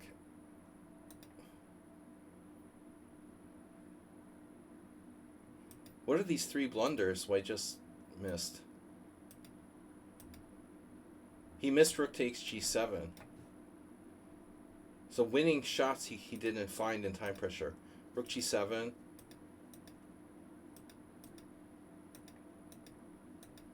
Now another one. Queen takes G7. And so this is the blunders. The not finding these sacrifices in time pressure.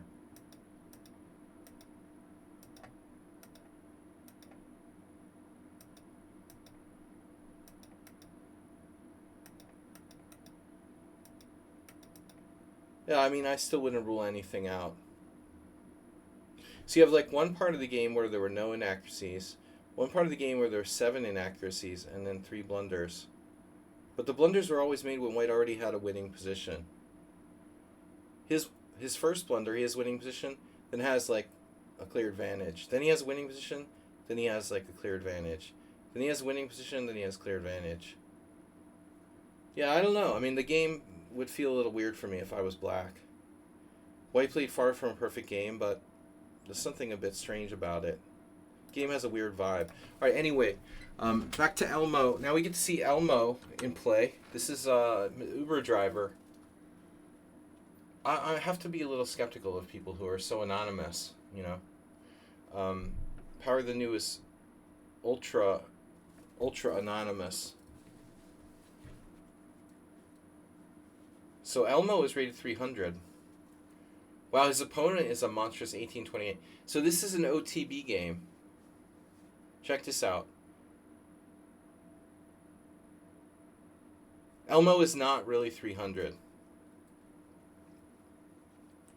Elmo's just 3,000, or at least 2,000. I don't know what his rating is. He's ashamed to tell us his rating. But Elmo is Uber driver. As far as I know, I'm unaware of his current U.S. Chess Federation rating, but I do know for a fact that he's been as high as 2150, around low 2100s at least. I do not know what his current rating is. Yeah, Class A player versus life expert, life expert. Uber driver. So D4 G6. This is a weird way to play the Grunfeld. Let's just put it that way. If you want to play the Grunfeld, playing G6 on the first move is a weird way to go about it.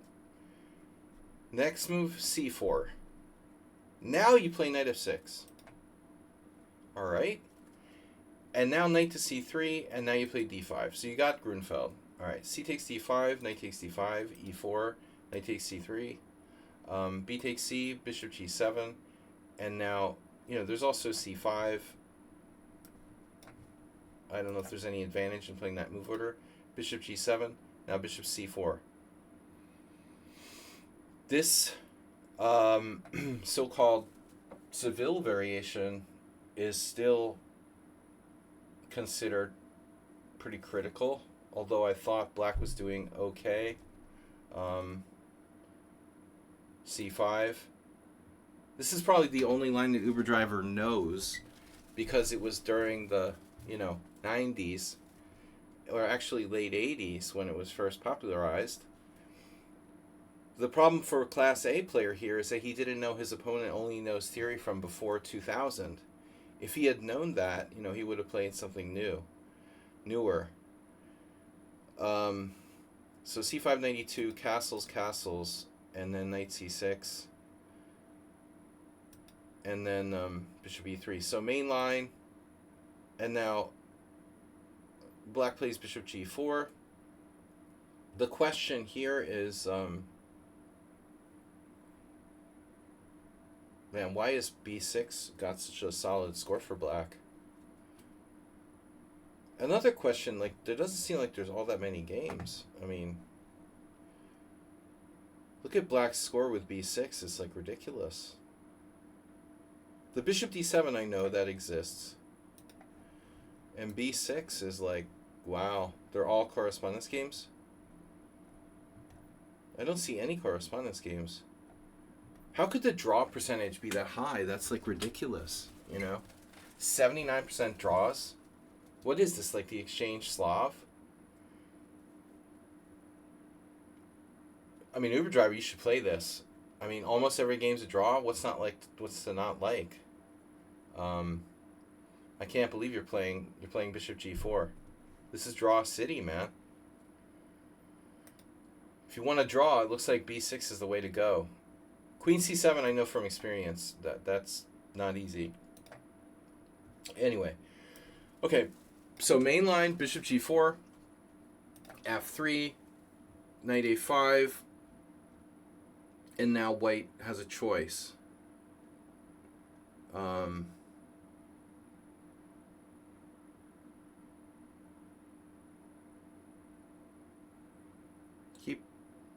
I keep thinking I had a game once where white played bishop d5. That's considered not a big deal. So main line, bishop takes f7, rook takes. This was first played in Kasparov-Karpov Seville. What was it, 1987? F takes g4. I was literally playing this position with black in 1987. A lot of blitz games were played by me on the black side of this position right after the match in Seville. And then 10 years later, I completely stopped playing the Grunfeld altogether. But turns out there's still a little play here. Rook takes f1, king f1 is standard. Now, yeah, poor Uber Driver didn't know the theory here. Oh my god. So Uber Driver plays a novelty at this point on move 14. The queen d7.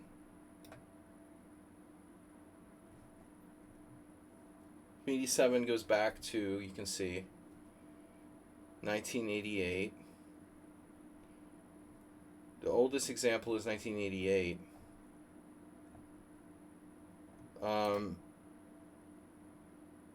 Knight c4, the problem is queen b3. So if you play queen d7, you attack g4, but you also secure b5. So if you play knight c4 and white plays queen b3, you can play b5. It's already protected.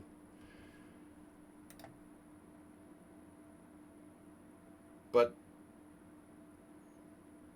the other possibility, isn't it, to play e5? How does that work? cd4, cd4, e5. So yeah, now we enter 1999. Bogdan Lalich wrote a book on the Grunfeld that was published around 98 or 99. And at that time, this line was becoming very popular. They decided that this is a totally different plan. We'll play e5, and then if white pushes, you blockade with like knight c4. And then that was kind of revolutionary. And I guess it's still okay. So this queen d6 seems to be the main move. And this also goes as far back as Kasparov was 1988, 87. This was original move, queen d6. Queen d6, king g1, queen e6. Yeah, so black has compensation. So queen c7 is a new move. Shocking. Queen c7, new move. Versus queen d6. What do we think about this move? On the surface, it's kind of logical. We're attacking h2. There's possible c file, although if you ever trade, the rook will come to c1 and knock you off.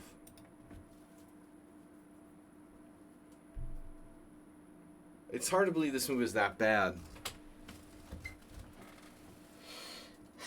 Let's check lichess for games.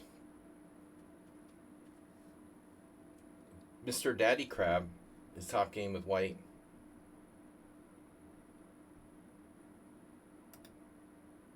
So queen d6 has the best score. Black has a plus score. cd4 is equal. Knight c4, white has plus. Queen d7, white has a very small plus. Queen f8 check is absurd. And then queen c7 is less absurd than queen f8 check. You could just play e5 right away. I mean, queen c7 doesn't seem that bad. You know, you're basically doing similar stuff to queen d6. My assumption is that Uberdriver was afraid of e5. The problem is that the squares become weak. You know, the white squares become weak. White doesn't really want to fix the structure like that. So that's why queen d6 is not bad. Queen c7. New move for over-the-board chess. And now white played e5. Horrifying. White plays e5 even though it's not like winning a tempo. You know, it's a terrible move. Wow. So, you know, you have this. If bishop f4, rook f8. You know, so clearly white should play king g1. And if knight c4, then bishop f2.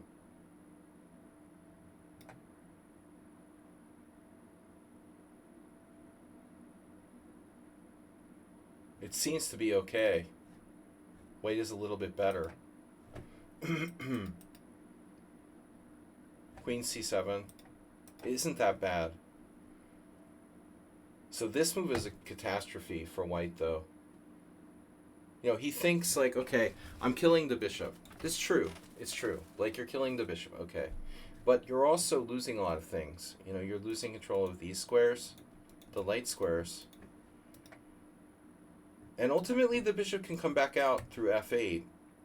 You know, so it's not like you're shutting the piece out of the game forever. If black can play e6.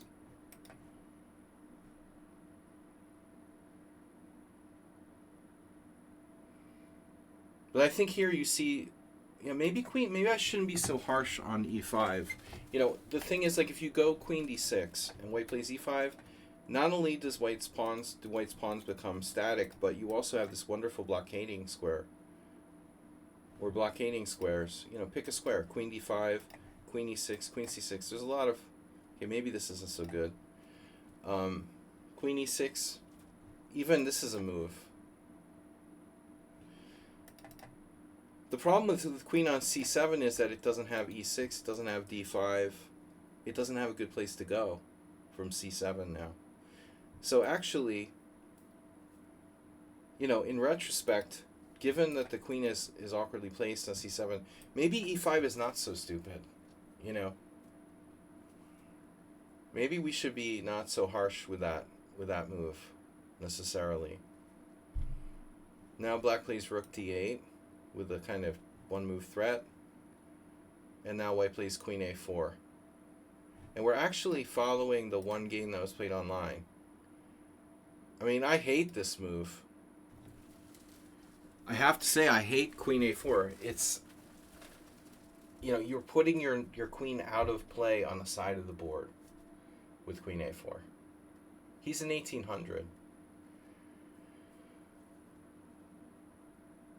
But now the black queen, like, where can it go? Like, nowhere.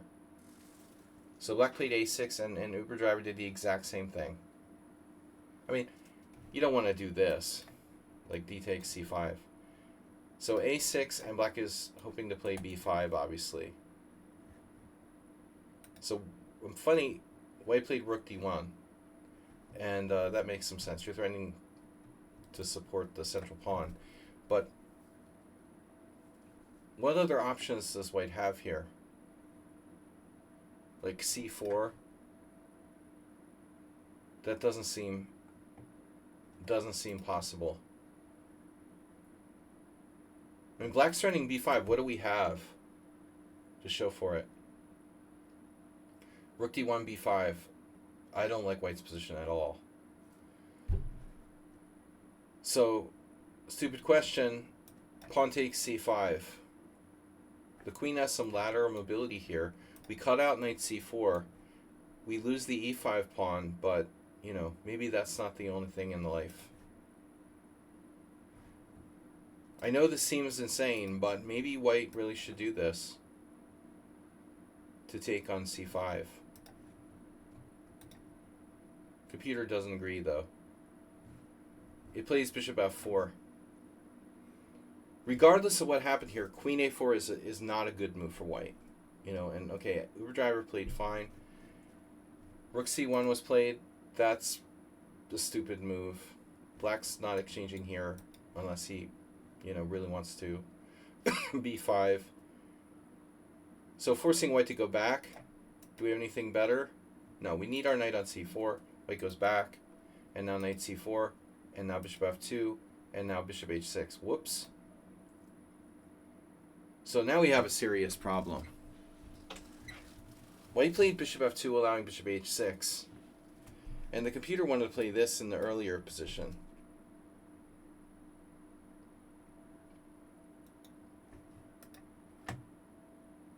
All white needs is king g1, and I think he's okay. This looks like a sort of just clear strategic mistake. And now bishop h6, and that piece is in the game. You know, the bishop being shut out was the worst thing about black's whole position.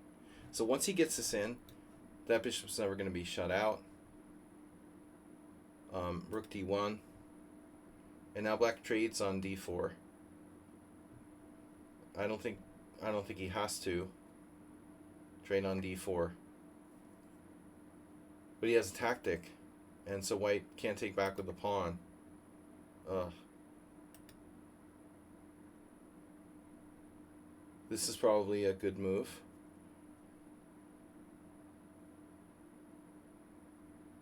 And now what happened? Bishop takes d4? Okay. So it's equal pawns.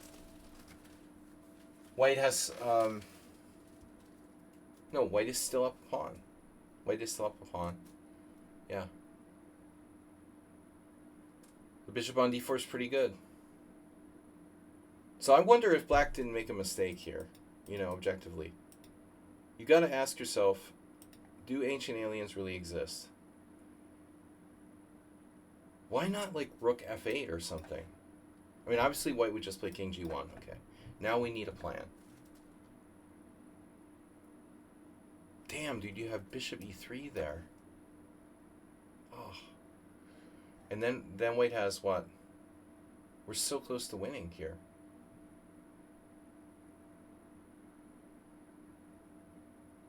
Whew. You have cd.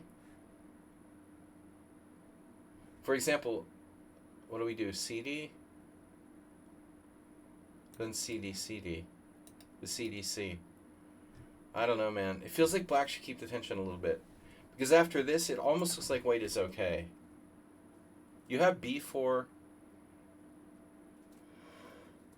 You played queen c8. White plays h3. Queen f8 check.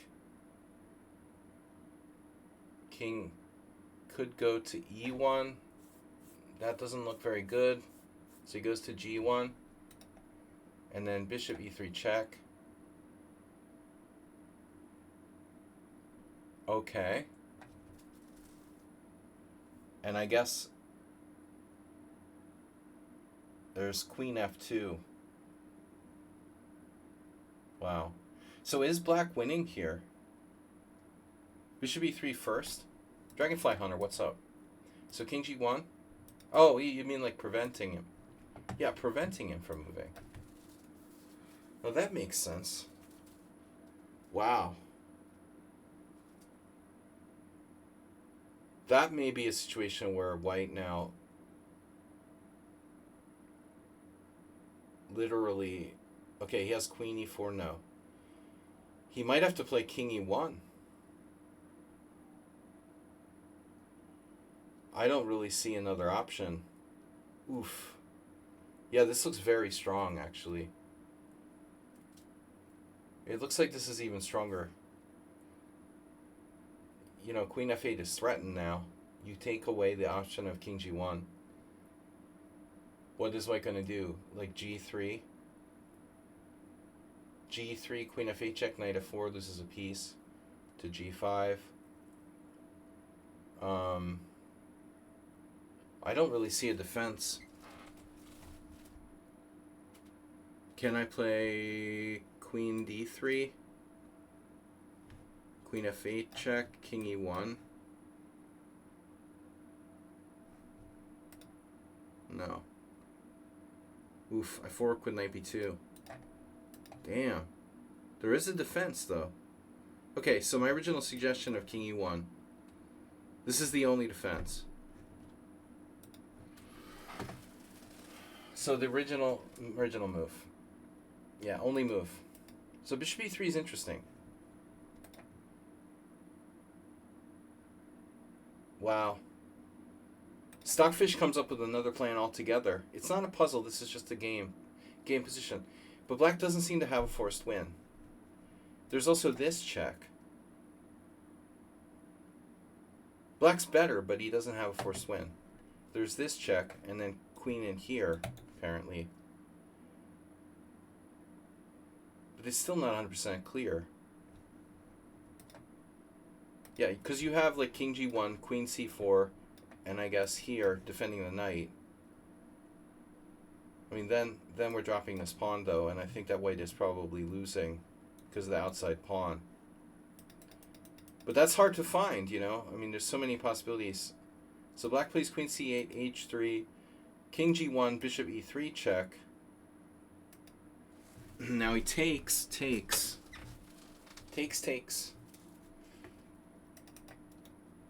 Yeah, that's not the game. So bishop e3 check takes. And if takes, you could play queen f1 check if you want to be fancy. But I don't think trading queens is a good idea. Because white is up a pawn in the endgame. Goes here. So I'm just saying, if he takes, threatening queen f1 check. But we're not winning, right? I mean, but white has this. We're just playing chess now.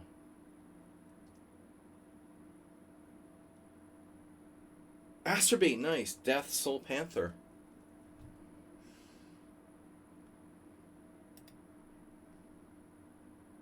Soul Panther death. Damn. So it looks like, yeah, he got lucky. White played this move and missed queen f2. And it's ironic because white is not forced to take on e3, but we're actually threatening bishop f4 check in this position.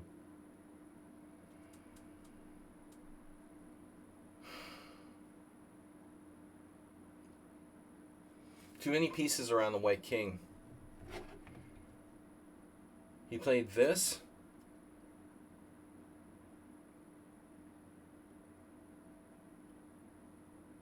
This bishop actually protects g1. So if like bishop f4 check, well, you could just take it first of all. So we have this. And if knight takes,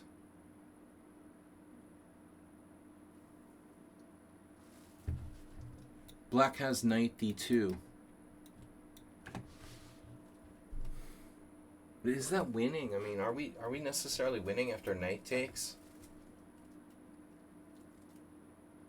Knight takes 93. Knight takes 93. Queen e2. That's what happened in the game. Knight takes 93.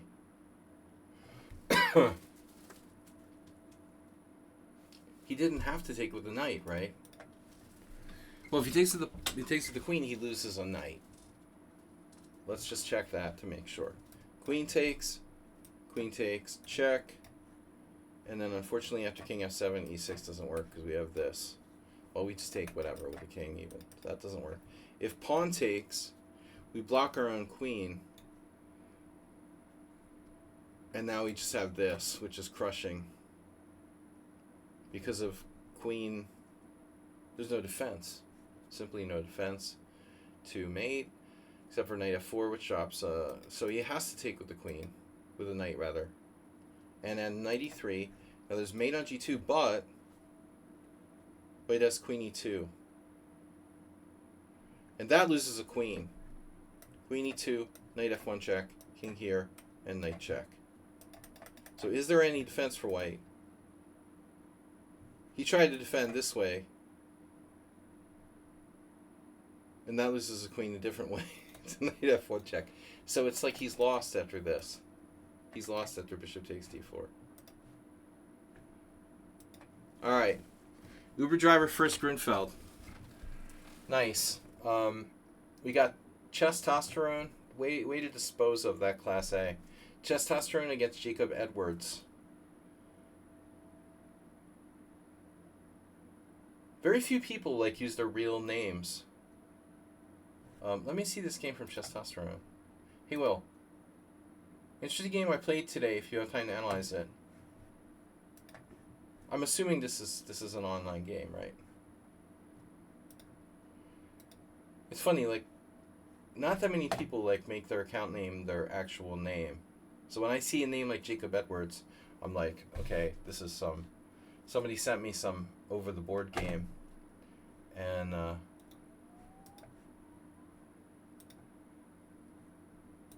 God, I hate those stupid random studies. So we're white here. All right, Chesstosterone. We still got one more game from Joseph Henry Blackburn. I'd like to thank Blackburn. Guys, thank you for subscribing. It's my first stream with a new setup. New computer, new monitor. What's happening here? So Panda's here, but he's just hiding in the back with his bling. Yeah. I play with stuffed animals. All right. So next rapid tournament in 2 weeks for me. All right, Chesstosterone, are you here? This was played on lichess today. All right. This is probably not your opponent's real name. He just uses fake names to throw people off. Nimzovich defense. I always used to play d4. It's objectively white's best move. By playing knight f3, you're just inviting the opponent to transpose back into a correct opening. I played in Nimzovich. I have a bad score with it. I was thinking about this. In the last 5 years, I played probably 5 or 6 games with knight c6. And I realized that I don't think I've won a single game. I literally have 4 draws and 2 losses or something like that. So I'm thinking what's the value of playing this offbeat opening if I never win with it? The maximum I get is a draw. It's not really having the intended effect. If I played the Berlin defense, I could have 6 draws.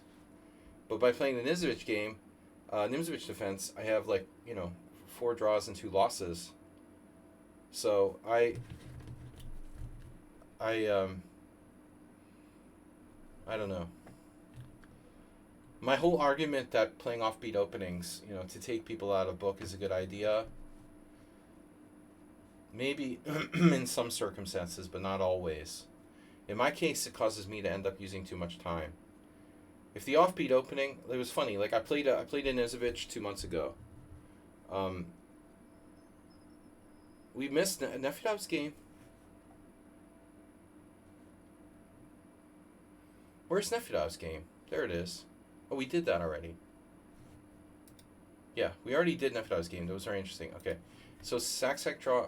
So what I'm saying is, like, I played the freaking Nimzovic against this kid who just plays fast, and he didn't play particularly well, and he played fast, and I was the one who used all my time. I ended up getting an interesting position, but losing because I blundered in time pressure, you know. The dude was just too much of a noob to even care, so he just kept making fast moves. And finally, in the critical position, I was, like, better by, like, 2/10 of a pawn. But the position was so complicated that I blundered and lost in my own time pressure. So what's the point, you know?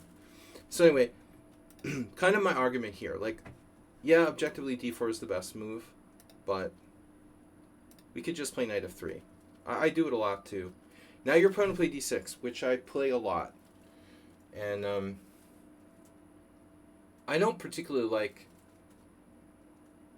Dragonfly Hunter doing the research. I don't particularly like... yeah, that's probably like the 27th most common name in the UK or something. So d6, bishop b5 is okay, but I don't know. You know, it's almost like you're hoping he's going to transpose. Nothing wrong with bishop b5. I like a6, though, and then force you to give up your bishop. I would recommend instead that you play, you know, the normal move d4 at this point. I have an absolutely dreadful score with this with black. I'll see him in the seniors. It's a senior. Hard to believe there's a senior out there rated 2343, man. But bishop b5, okay. I like a6 here. I don't screw around with any bishop d7. I think I only have like one game where I ever played this with black, though. I agree with a6. And now, you know, it is possible to play bishop a4. I don't know, someone... Let's see my own games. Oh, this is Nimzovic defense Williams variation. It's a good thing it's not Jacob Williams. It's Jacob Edwards. If it was Jacob Williams, like, you would really be in trouble. Turkey Farm. That's like the 26th most common name in the UK. Jacob Williams. a6, bishop a4. And then I've done the extreme Norwegian. I do the Norwegian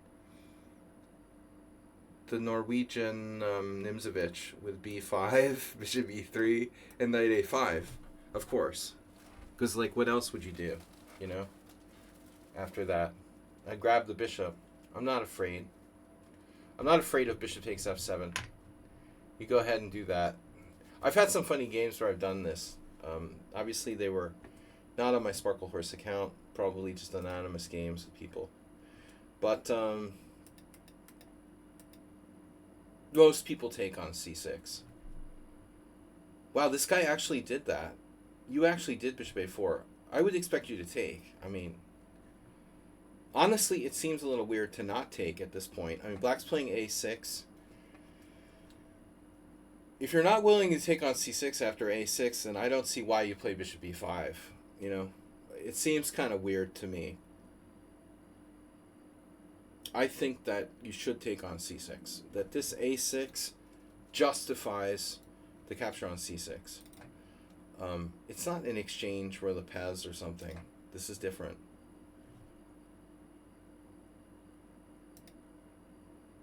Anyway, I don't remember the one game I had a couple years ago in that with bishop takes c6. I did have a game where this happened. So bishop a4, b5, bishop b3. So at this point, you know, it's like knight f6. Attacking the e4 pawn. That's an interesting move. Probably nothing wrong with that. Because black still has knight a5. And knight... Oh, there's a problem, though. So he can't take the pawn. He's not actually threatening to take the pawn on e4. Aha! So you have c3 here.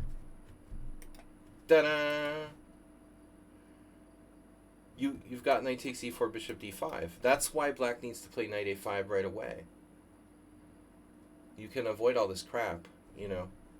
He's not really threatening to take your pawn. Ta-da! That's why he has to do this. You have to do this, man. If you're going to play this with black, this is the only way to go. Otherwise, then don't play b5, you know, do something else. If you're going to play b5, you have to play knight a5. Go for the bishop. What do you got, you know? Computer's going to say it's like equal or something. -0.1. No, I know. I've played this before. And it's always okay. A little bit rope-a-dope. But I don't think you should play bishop a4. But he didn't know it. And you didn't know it. You should have played c3. You know, if you castle, you know, he can still play like knight a5. So I don't think you should do that. You know, c3 is the solution. Because you give yourself bishop c2. And the best black can do is like transpose back to some kind of Berlepez if he's lucky. So you played d4 instead. This pawn is still poisonous. But this is a little bit more interesting. Obviously black can play knight a5 here. Can and should play knight a5. He has to call your bluff in this position. I mean, gets the light square bishop, and so the question is, what's your compensation? You know, what's your phone number? What are you gonna do? Queen e2 or something. That's all you can really do. e5. I don't think e5 does anything. He just takes. I don't think so.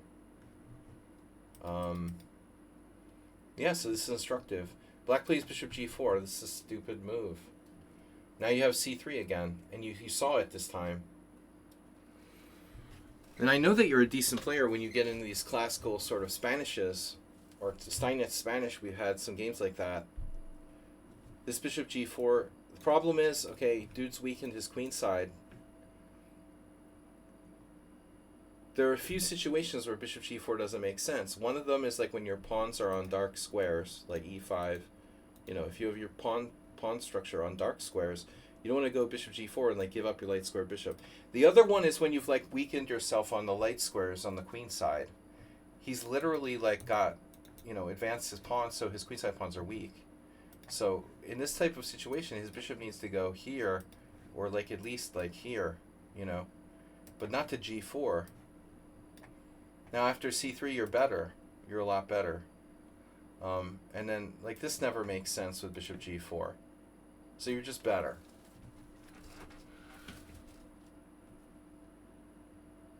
You have a you have a draw with knight g5. Astrobate, go for the draw. Go for the draw. Bishop takes d1. Bishop takes f7 check. No, I'm playing for a win. No. Alright, so here you have choices. You can obviously play h3. You can play a lot of things. You can play bishop e3. I had a very similar game recently against somebody. Because bishop e3 just, you know, it's a constructive move. Now, you might see this, you might see this, you might see this, and you might have to go back. But ultimately, you know, what's his knight doing on c4? So I like these types of positions. This is an interesting game. You castled, fine. And then bishop g7, and now queen e2. Now my book, queen e2 seems a bit strange. Because you're going to very likely have to move that queen again. If you have to capture on f3. But nevertheless, I guess it's okay. What's your fear here? Like, what do you menace? What does he menace? If h3, I guess black's best move is to go back. Can he afford to do that though? Like e5? I don't think so. So if h3, he has to take, and you take with the queen, and you're just better. And obviously, like bishop h5 is ridiculous. So I think you should just play h3. Queen e2, and now e5. See, this is kind of annoying. But maybe we should keep the tension here. I'm not a huge fan of d5. You're blocking your own bishop. I'm not a huge fan of taking either. But maybe you have rook d1. I mean, wouldn't that make more sense in a sort of whirl, in a whirl world? You know, you also have the very deep bishop d5, which is a relatively common theme in this type of position.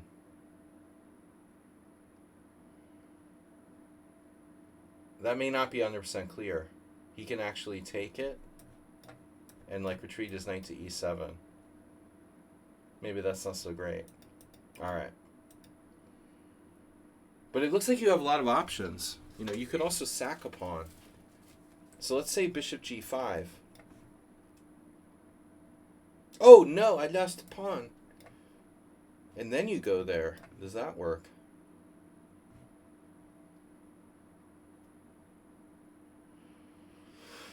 Oh, it's kind of messy. You know, queen d7. I'm still thinking there's a lot of situations where maybe you could play this like a sack, a sort of pawn sack. I mean, e5. Hello? Is anyone there? That's not good. Not there. But we're so close to something, right? What's the best move for white? Rook d1. It's my boring move. This is my boring suggestion.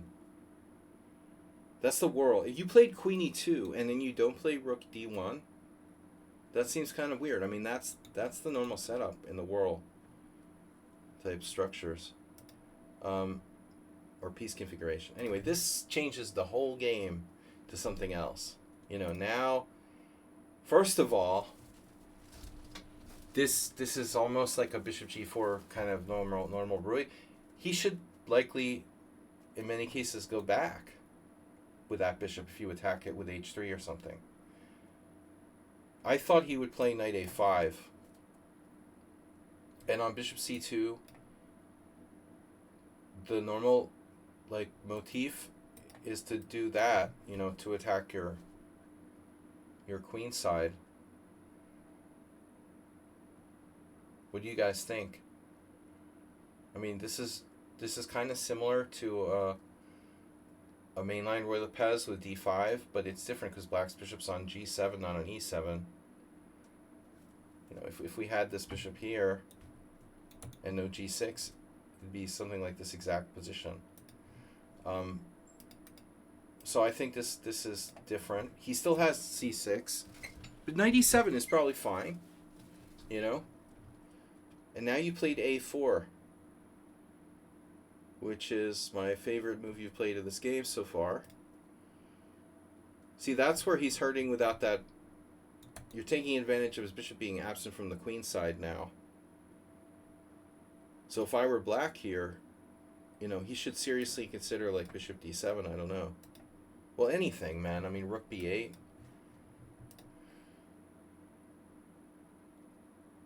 c6. That's probably not good here. But this move is shocking.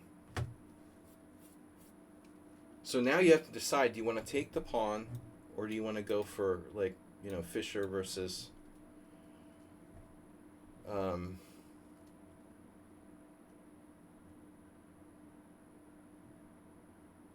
what was his name?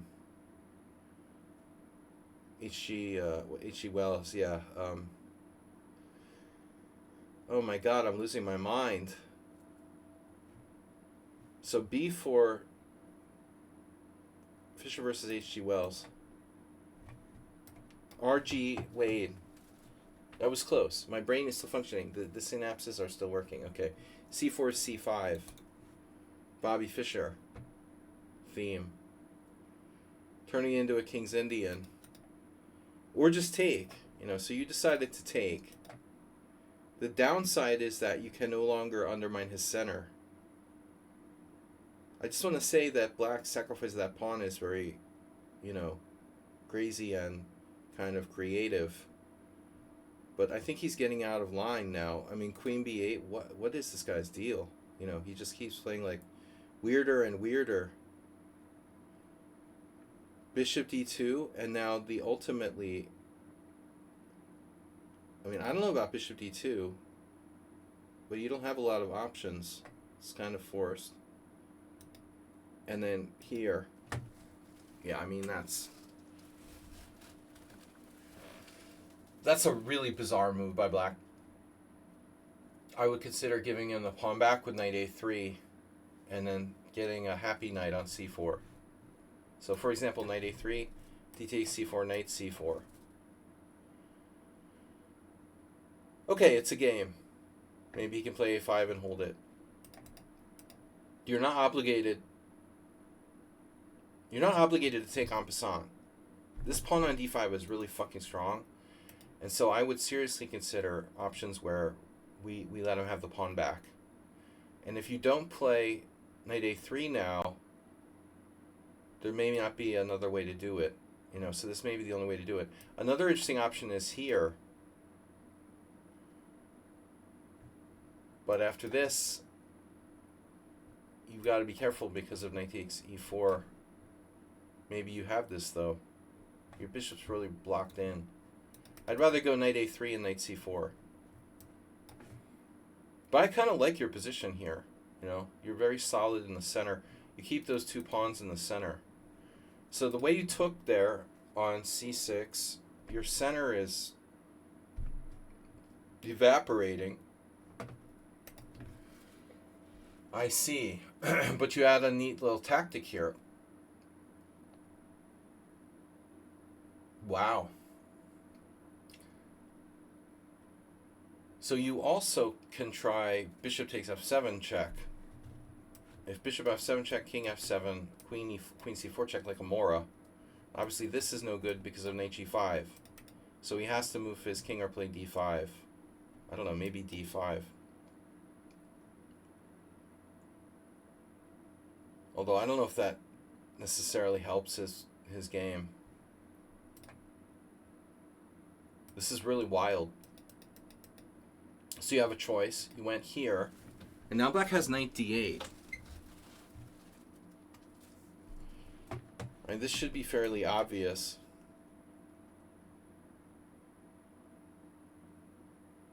One of the good things about Black's knight c6, e7, knight c6, knight d8 maneuver is that it protects f7. Meanwhile, White's position is a little bit disorganized. But he plays instead queen b7, which is also interesting. And then you came up with an ingenious idea, which he didn't think was possible. I assume b5, you're going to sacrifice your rook on a1. So a b5, this was very ingenious. But it just goes to show you that I think knight b7 was better. Knight d8 was better. So after knight d8, like, what's the situation here? All of his pieces are protected. He's going to castle, and you're up on the queen side, but he's got the center, more center. And I would assume Black has chances. It's plus 1.1 according to the engine. Kind of a normal game. I mean, he sacked a pawn, and it's a game. Yeah, it looks like this was a great moment. B5 was really key. This is covered, so he doesn't have like knight A5.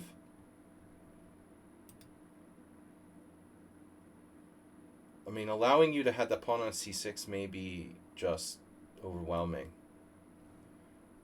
So a really good exchange sack by you. Takes, rook takes a1, b takes c6. I mean, he's got f7 to worry about. You have a pawn on the 6th. And your pieces are really active. Okay, he has to blockade. Then you have, what, knight c3? This is the game. Only thing is your king gets sucked out to f1. Whoa, you took with the queen. Yeah, I definitely didn't expect you to take with the queen here, but maybe it was good. Is there really any objection to taking with the king? I mean, I realize he can't take on c6, but your king is still relatively safe. And I think keeping your queen on c4... I mean, you may have seen this, but this is not so great because you can go here. I don't know. I mean, it still looks better for white. I thought you were going to take back with the queen. So you pull your queen out of play, but I'm not sure if it's worth it, I don't think the risk was that great with playing king f1. So now your queen is pulled out of position. You have knight d5 though.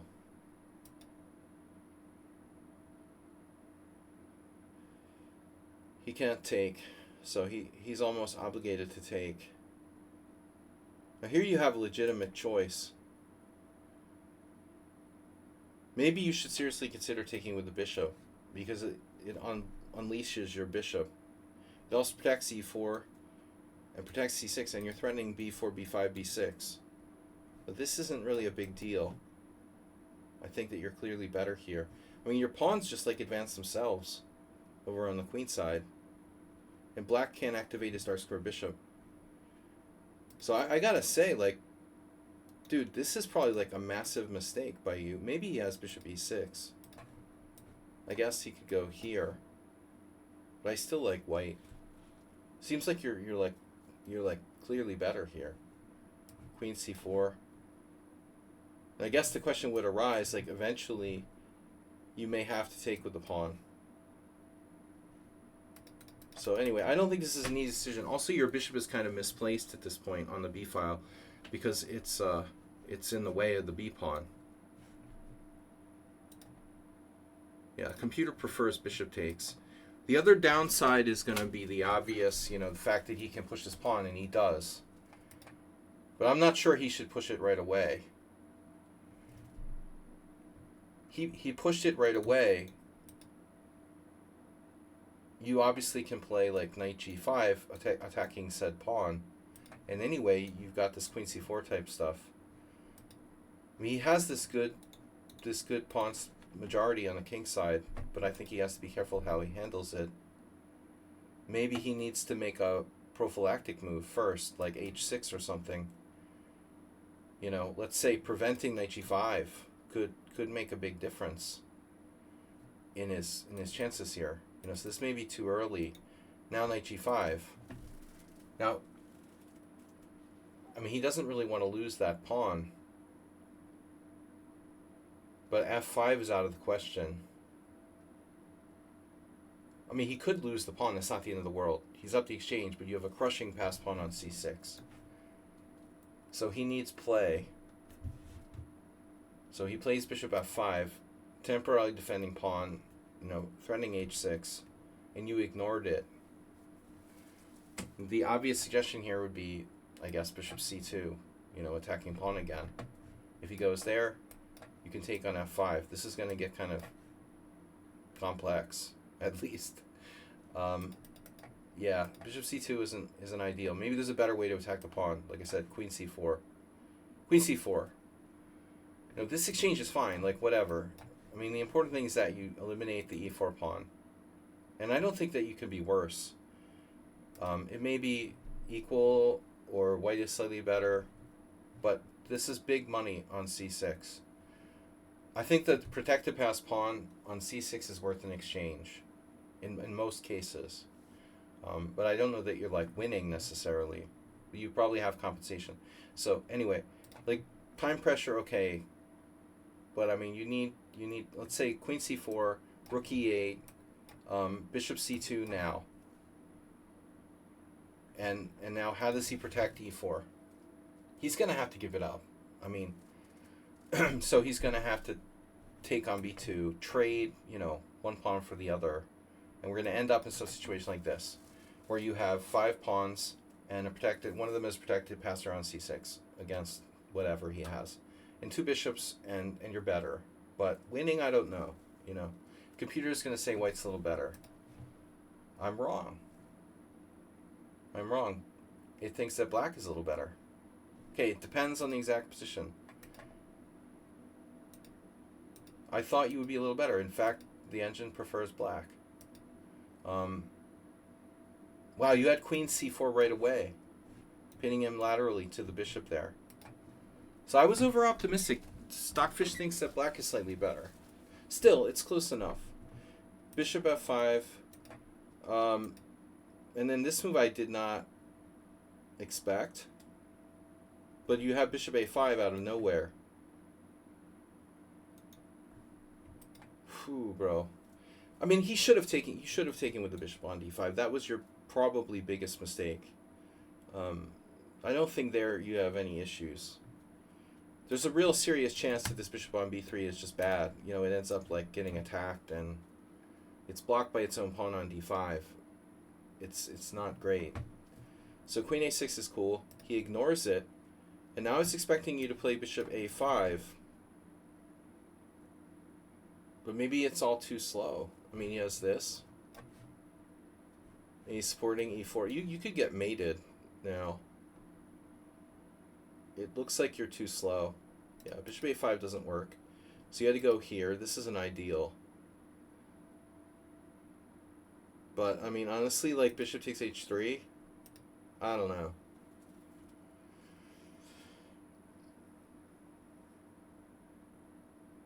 And I really don't know if it's worth it to take your knight on h3. I mean, black has a lot of options here. This bishop blockades c8, man, you know. And your knight's on the side of the board, so this is a mistake. He could play g5 and shut you out. And just keep his bishop for blockading purposes. This is to be better. You're probably losing, I mean, with a knight on h3. So he takes, and that changes a lot because your bishop could get here, here, or it could get to a6. Your light square bishop's kind of the key to the position. This is greedy.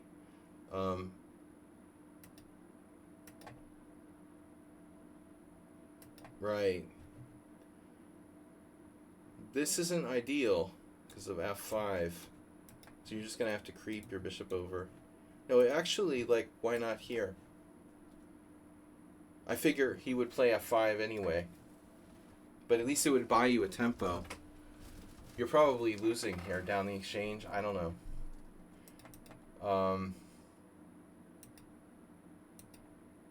Yeah, I mean, now he's threatening rook b1. So you're lost. You should be lost, but the protected passer gives you some chance. King f6 is a surprising move, obviously. Now he can't play f5. So he drops his e4 pawn with check. Oh my god. After that, he's not winning, you know, I think. Like, seriously, this is crazy. You played bishop e2 and you played king f6. What would possess someone to play king f6? I could kind of see maybe king f8, but even that, you know, king f6? That's serious optimism right there. Like, why would you play king f6, man? Check, here, here. And then he saw, of course, that f5 is impossible, so he can't protect his e4 pawn. And I don't think, you know, he's winning after you win the e4 pawn.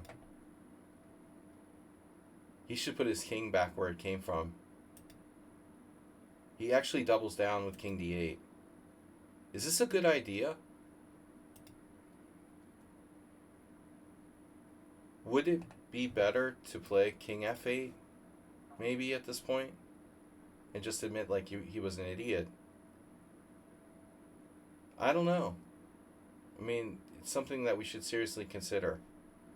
I'm not thinking that the king is super safe on d8, dude. This guy had some kind of plan, and he's sticking with it. You know? But what are we gonna do? Yeah. This is really weird, man. He has more time, and he's just like obsessed with like moving his king. He's obsessed with like blockading the pawn with his king, I guess. But his king is being attacked by a queen, a bishop, and a protected passed pawn on the 6th rank. The duke could still go back. You know, a lot of people like refuse. They just refuse to like admit they made a mistake. It also might be a case of like he's trying to flag you by moving real fast. But dude, this is crazy, right? Check here. I mean, even there, he should play king c8. If king c8, he doesn't have perpetual though. But he does have f5 in some positions to stop bishop g4. So even this seems like a bad move. Maybe he thought he can go up here to b6. That was the game. Check here, yeah. And now, you know, I'm expecting queen takes d6. You can't trade queens with his king there blockading those pawns. But queen d6 hits his rook. You have bishop f1. It looks like you're winning. This is winning too, I guess. Alright, either way, you're winning. Well, you're winning, but you lost on time. Maybe you're not winning. Shit. So maybe c7 isn't winning. Here, check, here. And now c7 falls. So I take it back. So you should have played queen takes d6. Then you're threatening queen takes b8 check. Yeah, so he would have to do effectively the same thing like king a7. But now, I mean, you have all sorts of threats. It's not so easy for black. You're definitely not worse. Yeah, so that was time. Once you lose this pawn, yeah, it's a disaster. Alright, Ben, interesting game. What is that message I got? The Waffle Kitty. Oh my god, Doc Waffle Kitty. He sent me a URL, though. What do you call this? A figurine? Whatever. Alright. It's a position. Copy.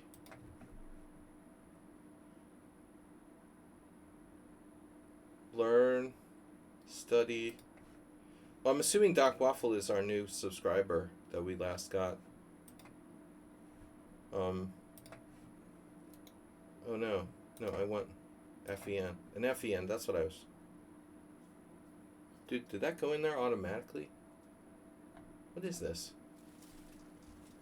Where did it get that? It automatically detected it?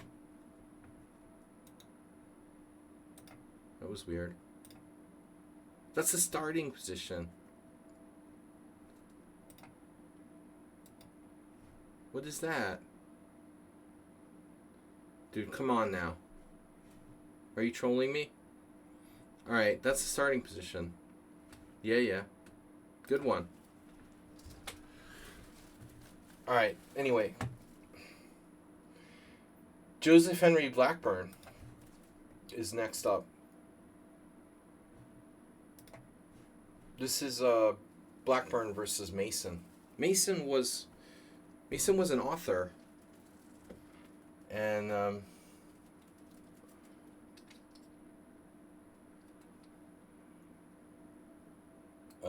actor. No, different James Mason. It's like the 14th most common name in the UK. 13th being Pavel Nefedov. James Mason coming in at number 13.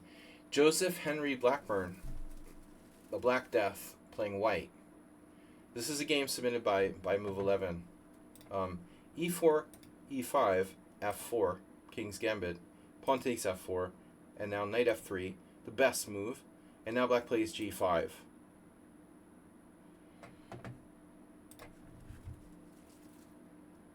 So, never an opening I've been real comfortable with on either side. The main line g5 king's gambits. I don't know that much here. When I played black, I've generally not played this line, and I've only played the king's gambit in a limited, amount of blitz games with white. I probably experimented with bishop c4 more than the main line with knight f3 when I did play the king's gambit, so I really don't know a lot. Of course, there's also like Bobby Fischer, who would claim in the 60s that d6 is the best move and all that, the refutation of the king's gambit. Nevertheless, g5 remains the most played move. White to play now. This game, remember, is an old game, so this is from 1892. It was a good year. It was the 500th anniversary of Christopher Columbus. 400th anniversary. The 400th anniversary. Now we got a game. That's a game from Doc Waffle House. All right. Open link in new window. No, dude, wait a minute. Oh, we got an actual game. Okay, yeah. Yeah, this is an actual game. Cool. Study. All right. Now that's better. Let's delete chapter 8. All right, guys, what time is it? We got time. Delete this chapter. There's no going back. So, am I in the right window? We're in the wrong window. We're in the right window. Alright, anyway, here we are. So g5, 1892, Blackburn Mason, bishop c4. Mason would write some famous chess books. Alright, bishop c4. Now, black has various options. I would think Astorbate's favorite, even d5, would be playable. This has been played by some decent players. But, okay, most common is what the g4 castles. The Museo Gambit. Very famous. I think even like Gligorich played this with black.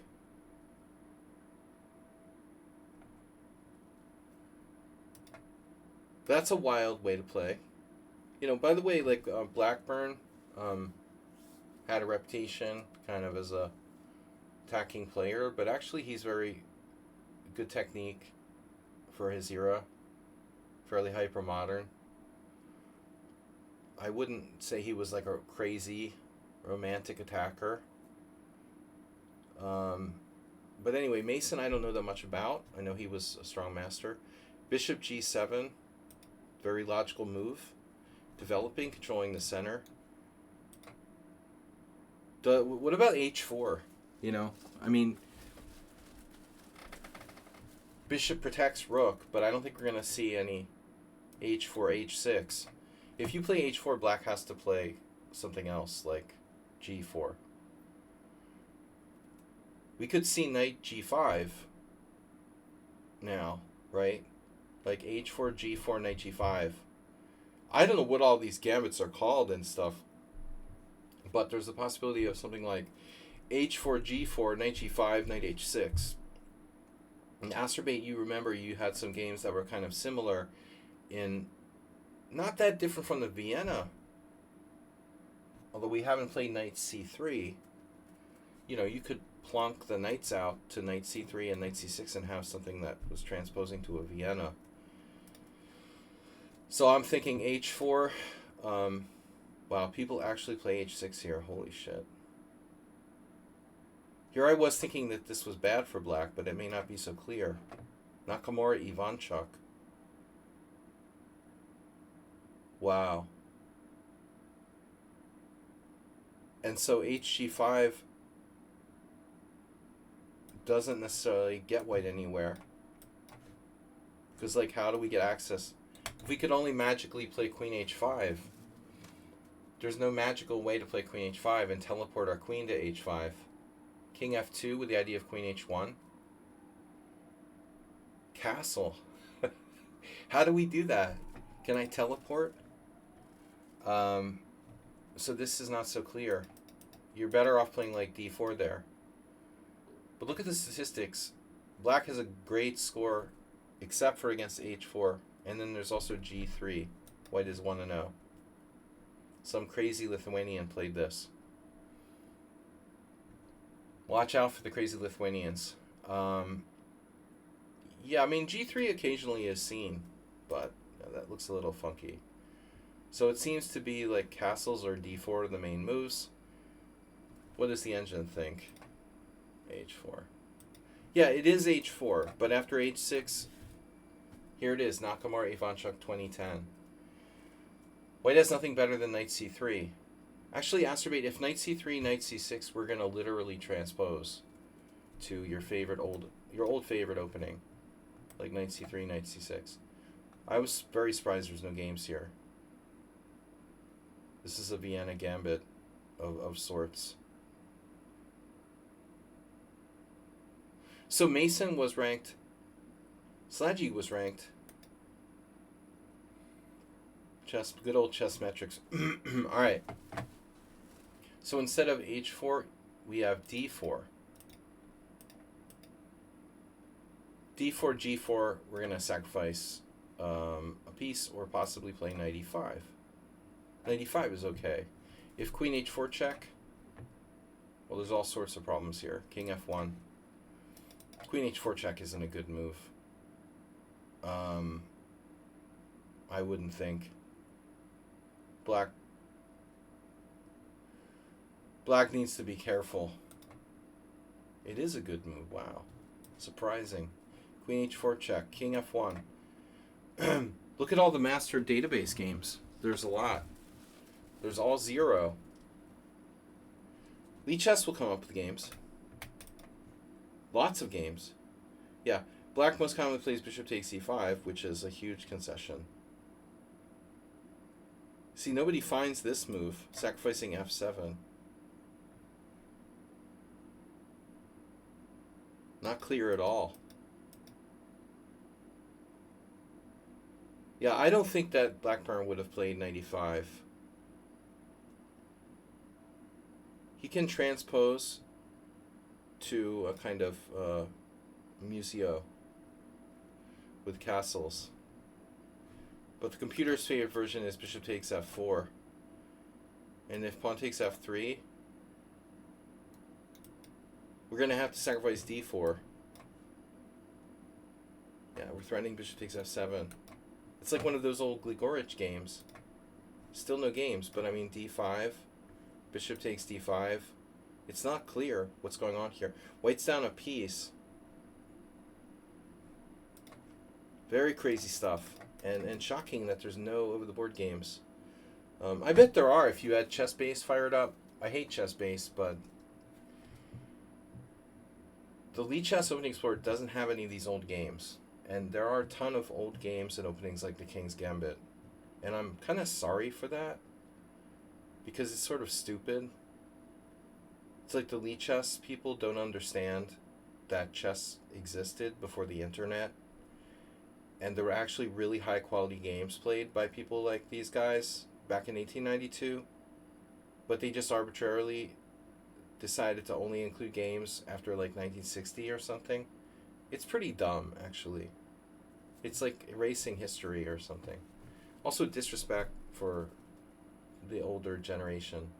A lot of fantastic games on a very high level were played.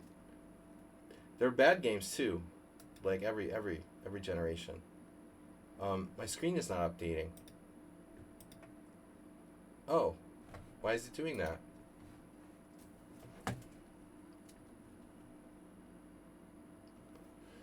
You think my screen is not updating? What the hell?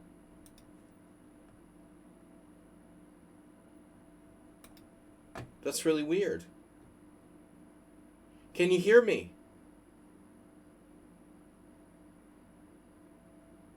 No, you can see Fisher time enough, 1970s. 70s, 60s, but nothing really much older than that. That's pretty much the cutoff. Why are you guys not seeing my board? I'm on the wrong board then. Do I have more than one board? Yeah, sorry, I was on the wrong board, guys.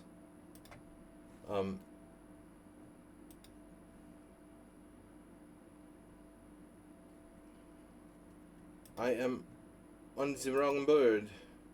Oh, hello. Something weird is going on. It's not, like, letting me. Alright. Wow, that's really weird. It's getting weirder and weirder around here. Sync? I'll sync with myself. Now it's right. So anyway, moving onward, we have bishop g7, d4, and now... So g4 would clearly be, like, the most aggressive move by black, but it's too risky. So black plays d6, white castles, and now h6. And just to show, you know, this game was played in 1892, and there's still games as recent as 2014, 2006. Okay, King's Gambit is obviously out of fashion. But the question is, like, does white have enough compensation for the sacrificed pawn? And it doesn't look like he necessarily does. He can't break this structure. This basically transposed to a Fischer variation, you know, with d6. That's Fischer's whole thing. I mean, he was like, play d6 before playing g5, and then set up this kind of thing with the bishop on g7.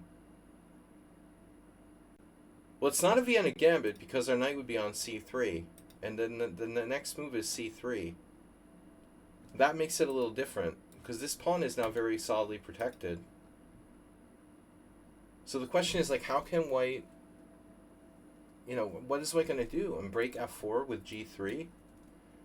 If you don't have that, then it's very hard to break and attack black. If you don't have h4 or g3, how do you attack black? What are you going to do? You know? Play e5? Okay, maybe. e5 is an idea. This is literally what happened in the game. But I mean, black played knight f6 here. It's a very strange move. Black plays knight f6, asking white to play e5. So we can see now there's a million games with knight c6, and there's a few games with knight e7, and there's only one game where black played knight f6. And the argument might be, well, how bad is it? But I mean, I think the problem is that if you don't play knight f6, it's really hard to see how white gets any play. So if you play, for example, knight c6, yeah, apparently g3 is white's #1 move. Spassky, 1974.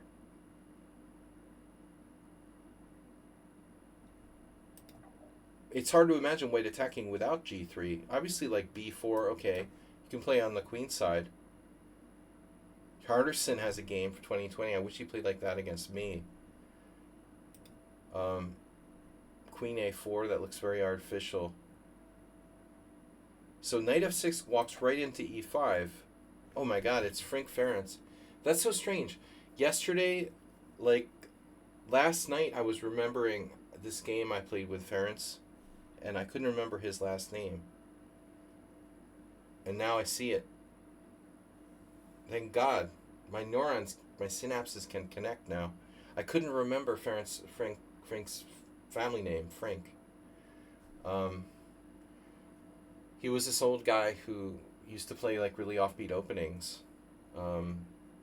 He played this really weird thing against me and lost. He was a beloved Hungarian like offbeat opening player. Ferencz. But everyone called him Ferencz. I couldn't remember his last name. Now it was like 7 years ago when I played him. He passed away. Knight f6, e5, d takes e5, and now we're expecting knight takes e5, and probably because black, you know, wouldn't mind trading queens after pawn takes. So Frank probably knew this game. He played it. Wow, I wonder if he knew this. This is a relatively recent game, 2008. Wow. So his opponent, who I've never heard of, some Serbian guy, amazingly like just sacrifices his f7. Oh no, he doesn't. Okay. Oh no, he does. Oh shit. So Mason castled. And Frank's opponent played knight c6, sacrificing f7 with check. Holy shit, bro. Can somebody explain to me how this is okay for black? I mean, bishop takes a 7 check. What are you going to do? I mean, come on. Wow. Ferenc didn't take on f7. You can never trust the game scores, by the way, necessarily. I mean, bro. After, let's say, bishop takes a 7 check.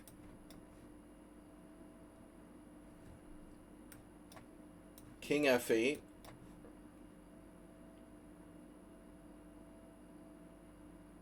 I get it that this isn't that simple, but... And you're threatening knight a5. But for example, pawn takes pawn. Knight a5. Queen a3 check.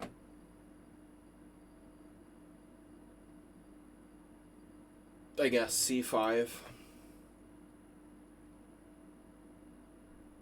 I have like literally no idea what's going on here.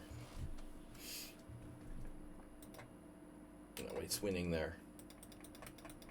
So Mason doesn't do that. Okay, I don't know about that game, but this is sensible, right? You don't sacrifice f7.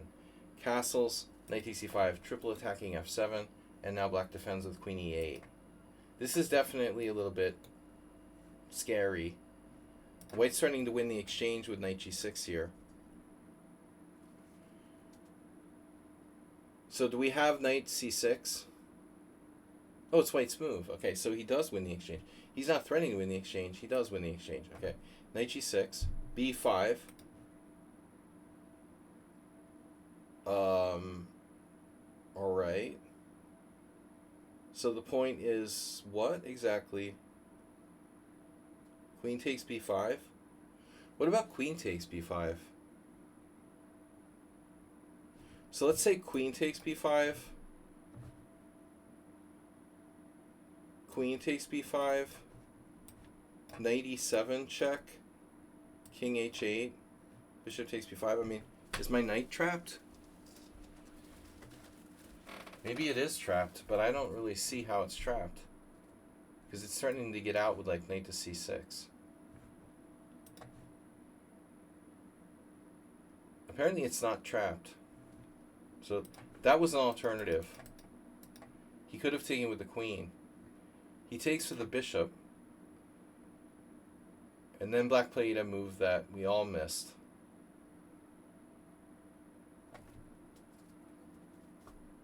So what did we expect here? It's a good question. I don't know. Anyways, he plays queen e4.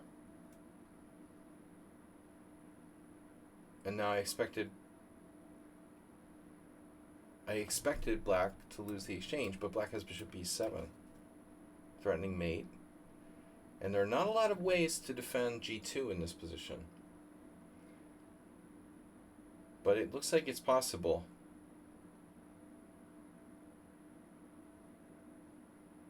I mean, rook f3 or rook f2. This is a very headache-inducing position. All right. I don't know what's going on. Bishop takes b5, queen e4, and then white was like, I don't even want your rook. So he got the pawn back. He keeps this powerful knight in e5. How does he defend against the threat of like queen takes g2? So he plays bishop b7, knight f3. And if g4, he has knight h4. But, you know, there's something really fundamentally solid about white's position. And that's, I think, the difference between, like, Blackburn and his opponent. He played the King's Gambit, but then, after playing a King's Gambit, he didn't do anything crazy. You know, he played all pretty, like, principled moves, and now it just turns into kind of a normal position where white has a better central pawn, and black's only chance is this pawn majority here. If he could somehow push the knight off of f3, but I mean g4 walks right into knight h4. That's defending g2. f4 is weak. It looks like black's position falls apart here. So after knight f3, I don't know, but black, it feels like black needs to develop. And instead, he goes there. Acerbate, are you seeing this? That's screaming your name. Knight g4 is like screaming acerbate. I love moving my knights twice. This is not improving black's development necessarily. It also gets in the way of the pawn advancing. So this is a really cool response, just rook e1. So that knight e3 isn't such a big deal, we just take it. Now black goes here. And then really surprising move by white now, I have to say. Almost Capablanca-esque, like bishop e2, just defending as sort of bishop takes f3 and hitting that bishop on b7. So black has to do something, right? Where does he put the bishop? Is this knight on g4 going to be a problem? What about like bishop c6? I mean, clearly one can play d5, right?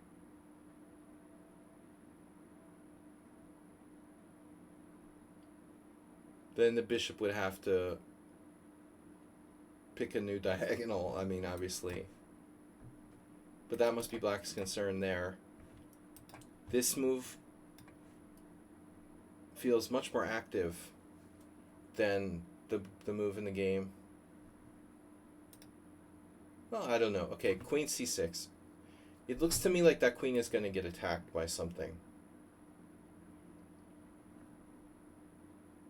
So Mason played wildly, and Blackburn more controlled. What's black's best move here?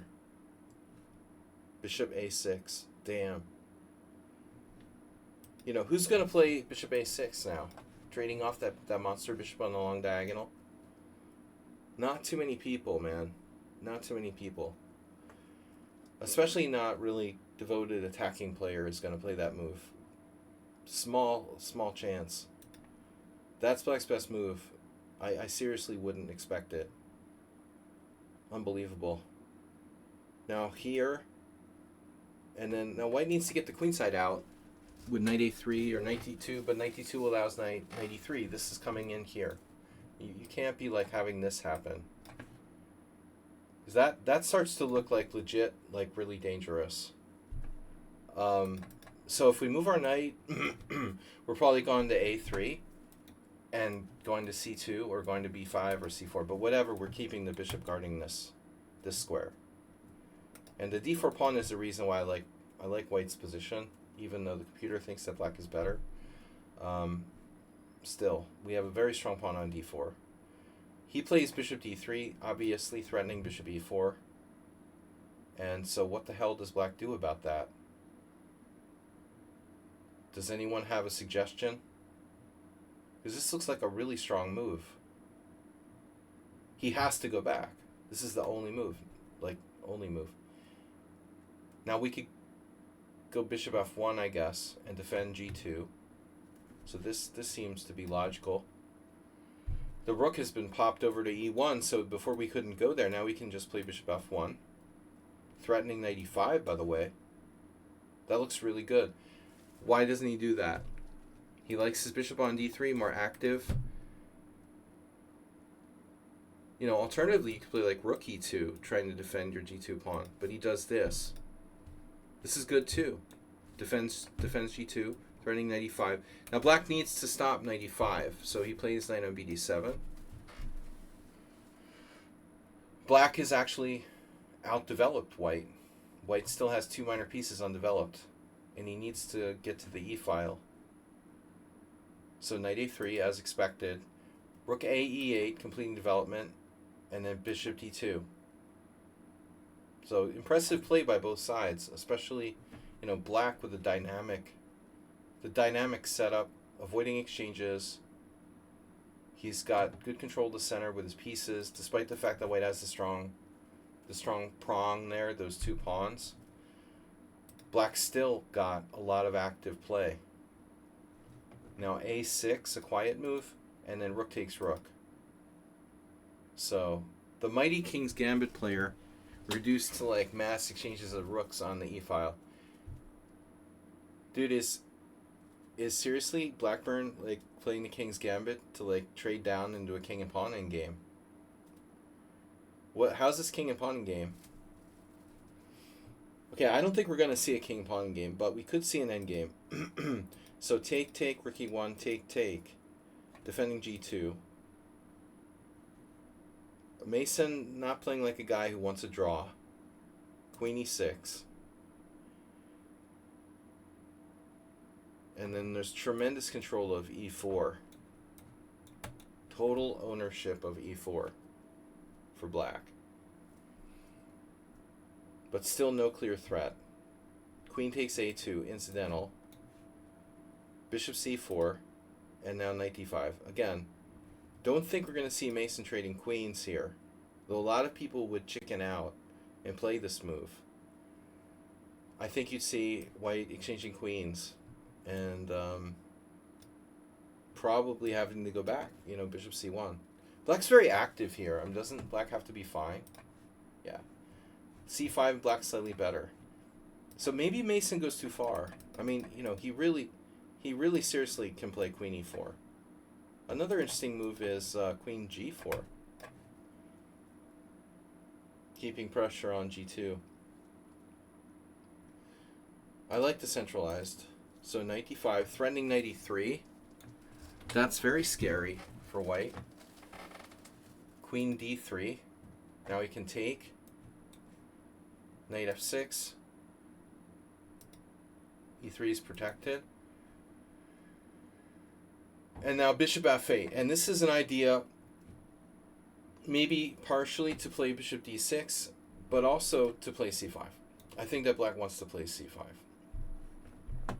And now white actually proposes a trade of queens. If black trades queens, what do you guys think? Is white better because of the structure? Or can black play like c5?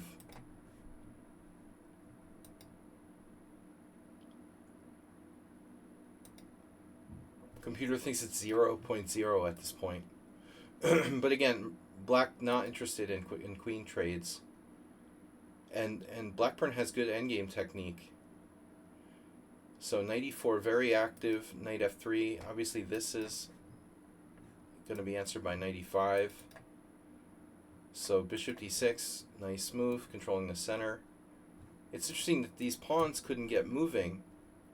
They're just sort of static. White plays bishop c1. a5, grabbing space. Now knight d2, undermining the e4. And so black has to finally, surrender. So after knight takes d2, really, you gotta kind of wonder why white didn't go for the queen exchange. He wanted to trade queens a lot, but that would maybe improve black structure. I mean, would you guys think this improves black structure? I guess it does. So he takes here, and then black plays king f8, improving for the endgame. Now we're seeing endgame, and he does take.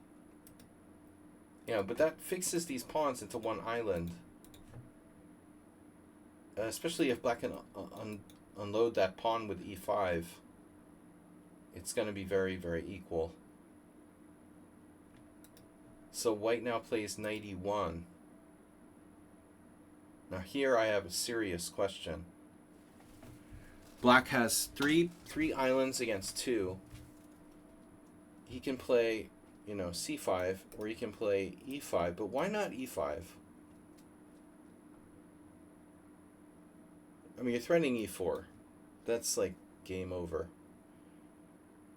So white has to take. You recapture. White plays like knight somewhere. But isn't this position probably a draw? Alright, knight e1. So he doesn't do it. He doesn't do it, but if he doesn't do it, here's my problem with black's position. If you don't do it now, when are you going to do it? You're never going to do it. Satamasa Gana brings up the other kind of crazy subject of f5 earlier.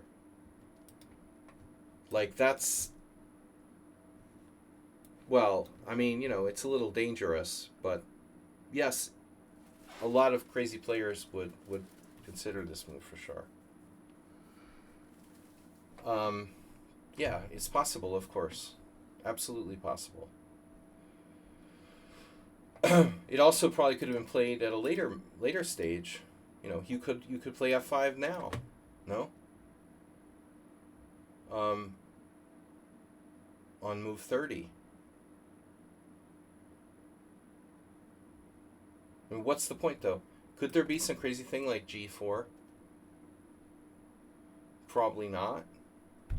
We have in between move, take with the bishop. But I mean, there's a lot to calculate, you know. Honestly, it was 1892.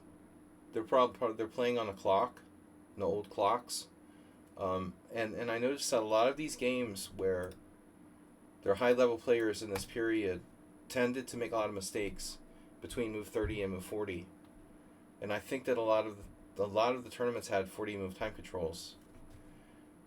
So I think this is oftentimes time pressure we're seeing.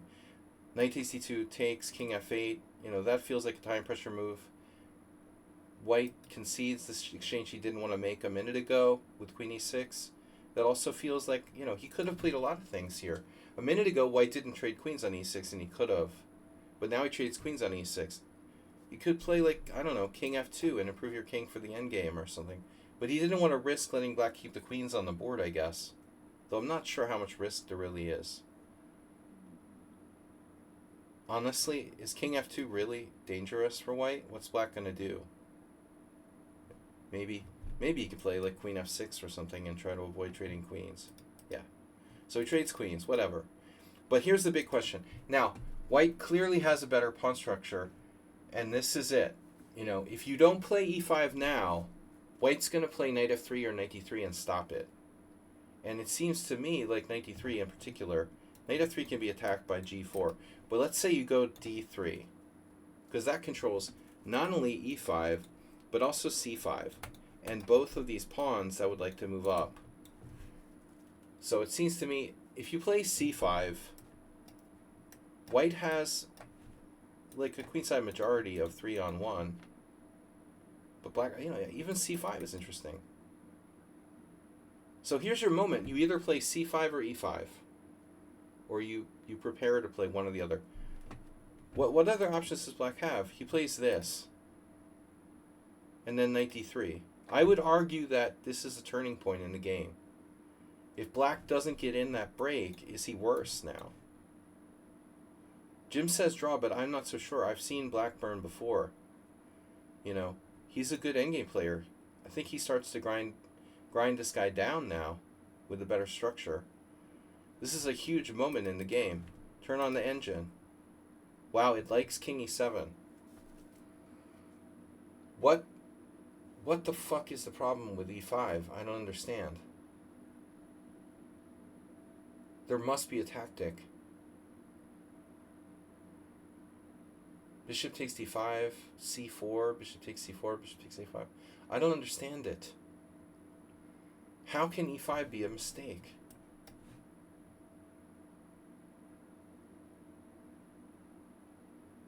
Weird.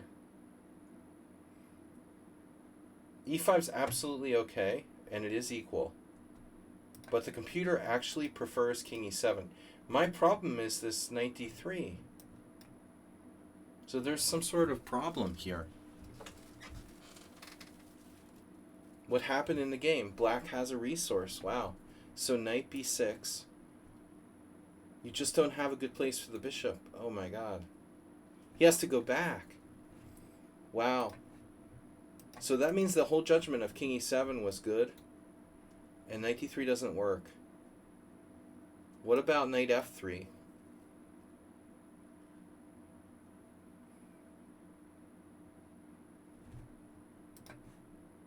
Similar. Black has c5. Even king f6. So black just has more space now. Wow. So king e7 was good. It wasn't necessary to play. This is a problem now. Bishop e3, and he could have played a4. He could have played a4, and he has like a huge spatial clamp on white. After a4, bishop c2, you know, like bishop d5. That's probably b3.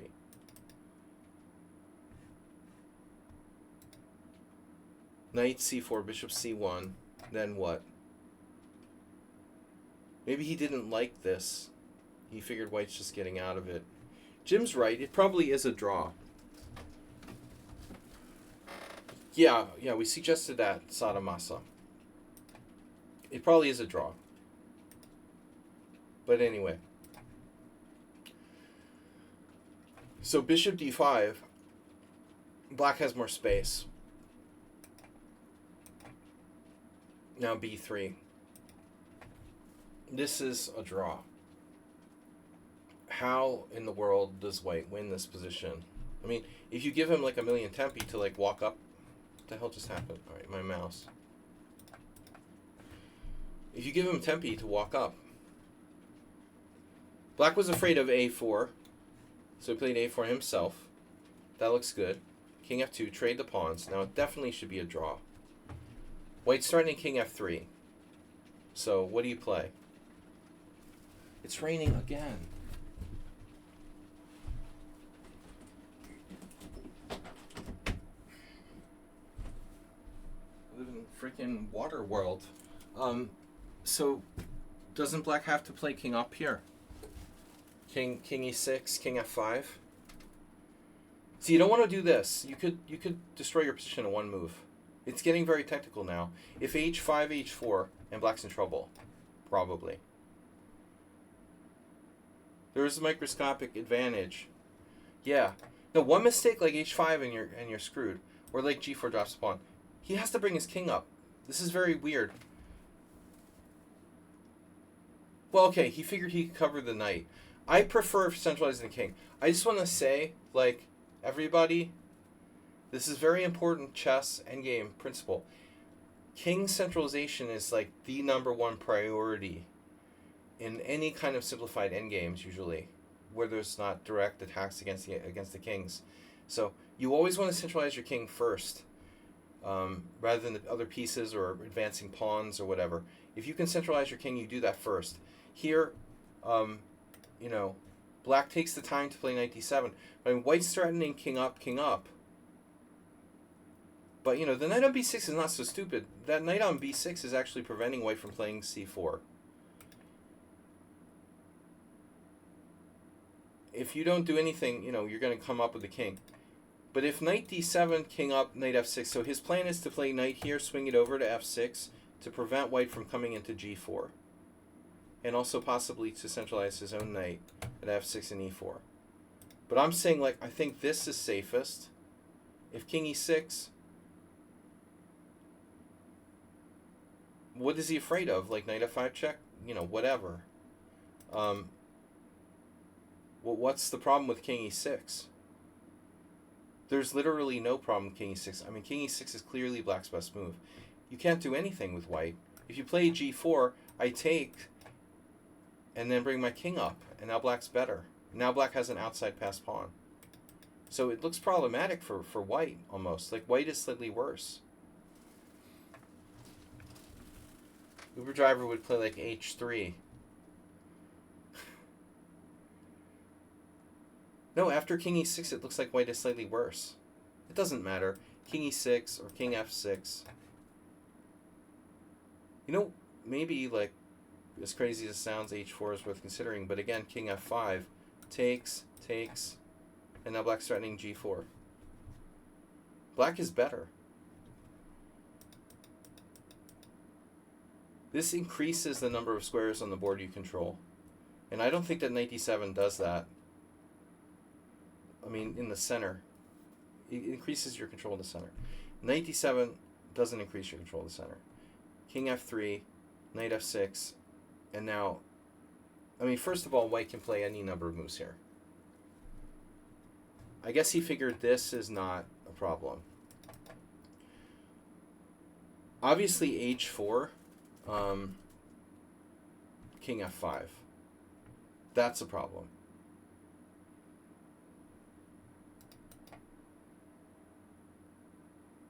g4, we take, and then h5.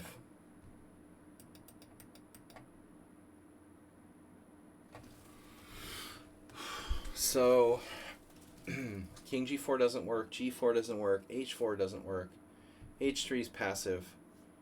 So at this point it looks like Blackburn was literally forced to do this.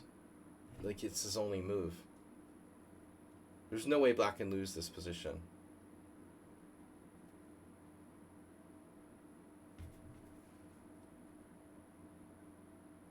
Here he doesn't have to take the pawn. Like he could just play like c6, but I think this is safer. And now it's a dead draw. The question is, what do? Do you play c6? Do you play c5? This light square bothers me. So king f5, definitely. King f5, c5. You know, in retrospect, we're going to ask ourselves, should black take the time to play c6? We have a problem here, right? King e4. So he practically, yeah, he carved out that square. On c4, maybe we're losing e4. So if I play c6, his fear is something like, well, there's several problems, like take. I don't mean to like beat on a dead horse, but I mean the dude seriously screwed up by playing knight d7. Like king e6 was way better. This is without a doubt, you know, absolutely better for black, slightly better for black. It's amazing the level of problems that arise because of this knight d7. Now, I mean, what's black supposed to do? He played king f6. I honestly thought he was going to play this at first. How bad is knight f6? I mean, because you got a new idea. You know, you have g4 check, and you have knight here. So it looks like knight f6 was actually better at this point. He plays king f6, and then c4 undermines d5. Black gives it the center. It looks like a draw, but we have access to e4. Yeah, c6 is possible, right? But if c6, there's a couple of problems. One of them is this. And then if you move the bishop, I can play knight b4. Maybe this isn't a problem, but we have to make sure that you don't mind playing with knight b8, you know? Because that doesn't look particularly, like, pleasant. But it might, in fact, be okay. White is awkwardly positioned as well. So the other thing is obviously this. If this, and then something like attack d5 how? Well, I mean, pass pawn. But yeah, king f5 is coming. I think that c6 is better. To answer your question, you're right. Let's see. Here's a move that we didn't see. Looks like white's only chance to play for a win, bishop a5. There's also bishop b4. That's dead equal, apparently. Bishop a5, and white is better by 1/10 of a pawn.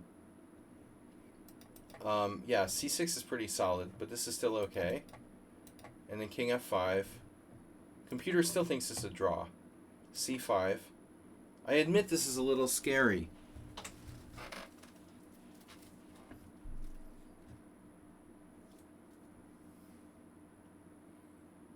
But there's g4 check.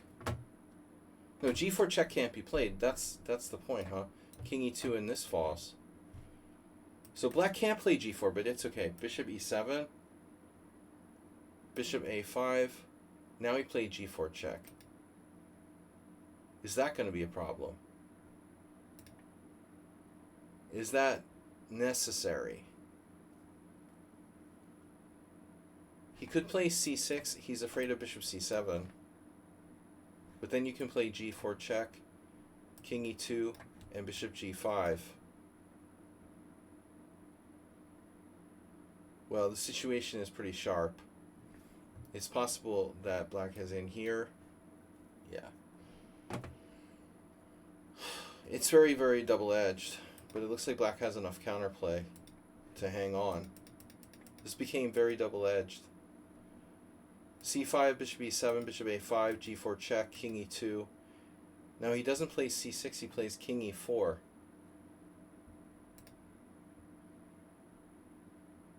Bishop takes c7. Well, we have to play f3 check or not. I don't like those to connect to pass pawns. Check, takes, king d2, king takes d4, c6.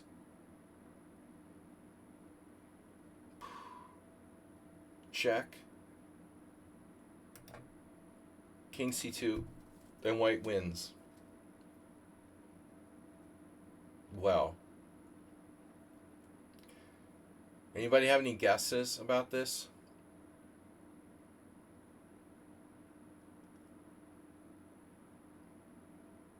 I'm going to guess that he won on time. I don't know. That feels like a time win. Yeah. That looks like he flagged. But I have the feeling this is a draw. I could be wrong. It feels like it should be a draw. I mean, both sides have a strong pass pawn. It's not, though. Wow, white is really winning. Wow. So c6 is really winning. There was a blunder here. Taking the pawn on d4 loses, but it's very counterintuitive.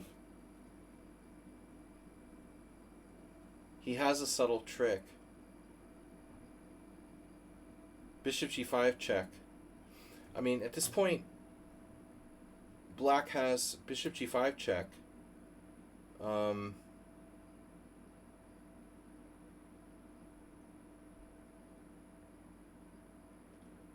He was probably afraid of king c3, but I figured he had this, and it's a draw.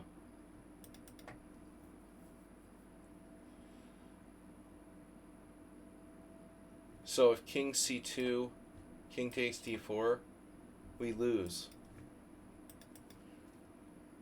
Black has to find this very subtle move, knight f6. It's not easy. This is not easy. This is crazy how black lost this game. But I mean, a bigger question here would be couldn't we move the c pawn? Was it really necessary to drop this pawn on c7? If you play c6 or whatever, that's a draw. This is still a draw. g4 is apparently the best move here. Now again, is it possible to play c6? So now it got worse. That may be losing. It may be too late. He could have played c6 now. He was afraid of knight b4. Again, the solution is knight f6. Black will defend with knight on d5, blockading, and then advance his own pawn. But, I still want to go back to that position where he played knight d7. This is such a bad move. Why not go king e6? Black would never lose the game. Not in a million years he would lose the game after king e6. If anything, black is better now. This was such a huge mistake. I mean, Mason, understandably, like, never thought he could lose this position. I mean, but honestly, like, Blackburn was the better endgame player, for sure. He was definitely one of the best endgame players of his generation. But even so, Black shouldn't have lost. This is shocking, you know. It looks like even the final position I thought was still a draw. I would assume it was still a draw. This is amazing. This is a win. So if knight c5, bishop b6, and your knight gets pinned, but why can't Black play a different move? Like knight f8? The point is bishop e5 check. Oh no. Yeah, the point is the pawn just like sneaks through. It's kind of a freak position. The pawn sneaks through with the bishop e5 check. So, yeah, we can't take the pawn. I mean, it's just a straight up blunder. King takes d4, c6, and now next is bishop e5 check. And then the pawn just sneaks through. You can't stop it. Bishop d8 is okay. Where?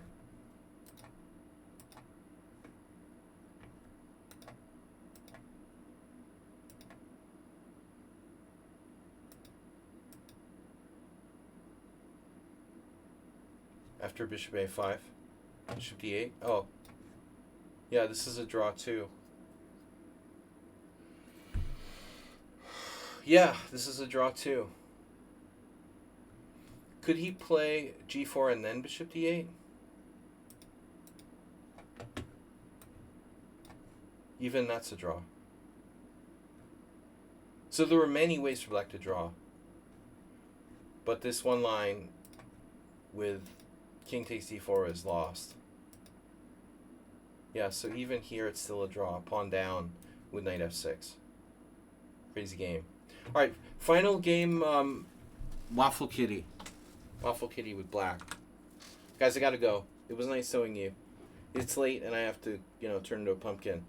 We're going to try to stream some Blitz tomorrow. But thank you all for your support, for your endless support. Asterbait, Mr. Slow. We're up to 55-55. Nice even number. 55-55 for the next tournament, which will be in the summer at some point.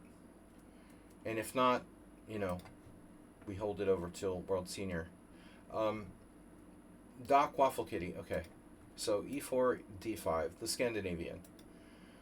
Knight c3, and the engines always prefer d4. But it's a matter of style. I think that the pawn takes pawn is also good. So we go d4. And then, this is funny. Almost everyone plays 92. I had a game, the only game I ever played in this line, back in like 2000 or 1999.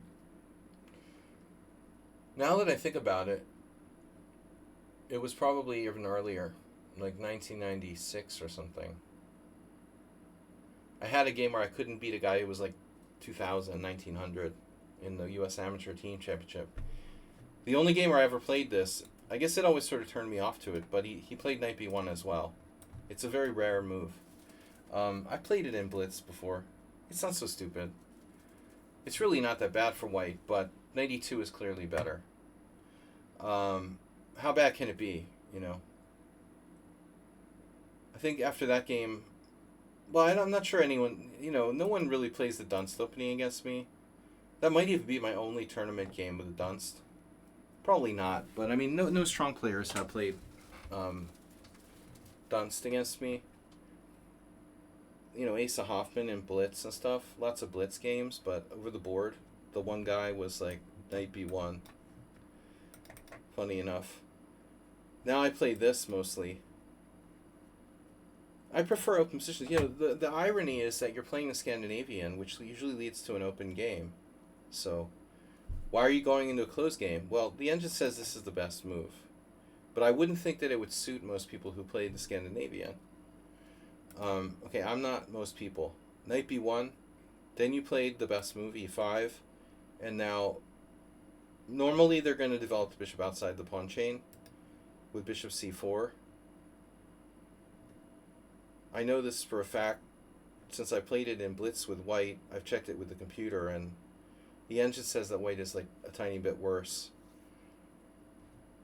But this is okay. I've played this. He's playing like colors reversed sort of position. Yeah, the move played in the game there, you can see this is very standard. But it's really not necessary. The only thing is like your move may be a bit strange in the sense that you're blocking your C pawn from supporting the center. It's not essential though. Another possibility is simply knight f6. I think that's fine. With this move we probably like oftentimes will retreat the knight back here. Maybe like that. But there are a lot of moves that black can play. White is potentially threatening f4, but it's a very double-edged move. So you played knight c6 and white played this. This is a terrible move. So bishop d2 reminds me of the time that I played d3 bishop d2 against Selecki, and he made a YouTube video about it when I was playing like 15 poker tables at the same time. He didn't know.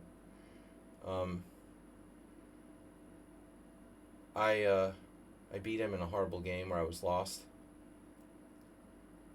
But yeah, I mean, there's just no reason to play this move. It's just a random move.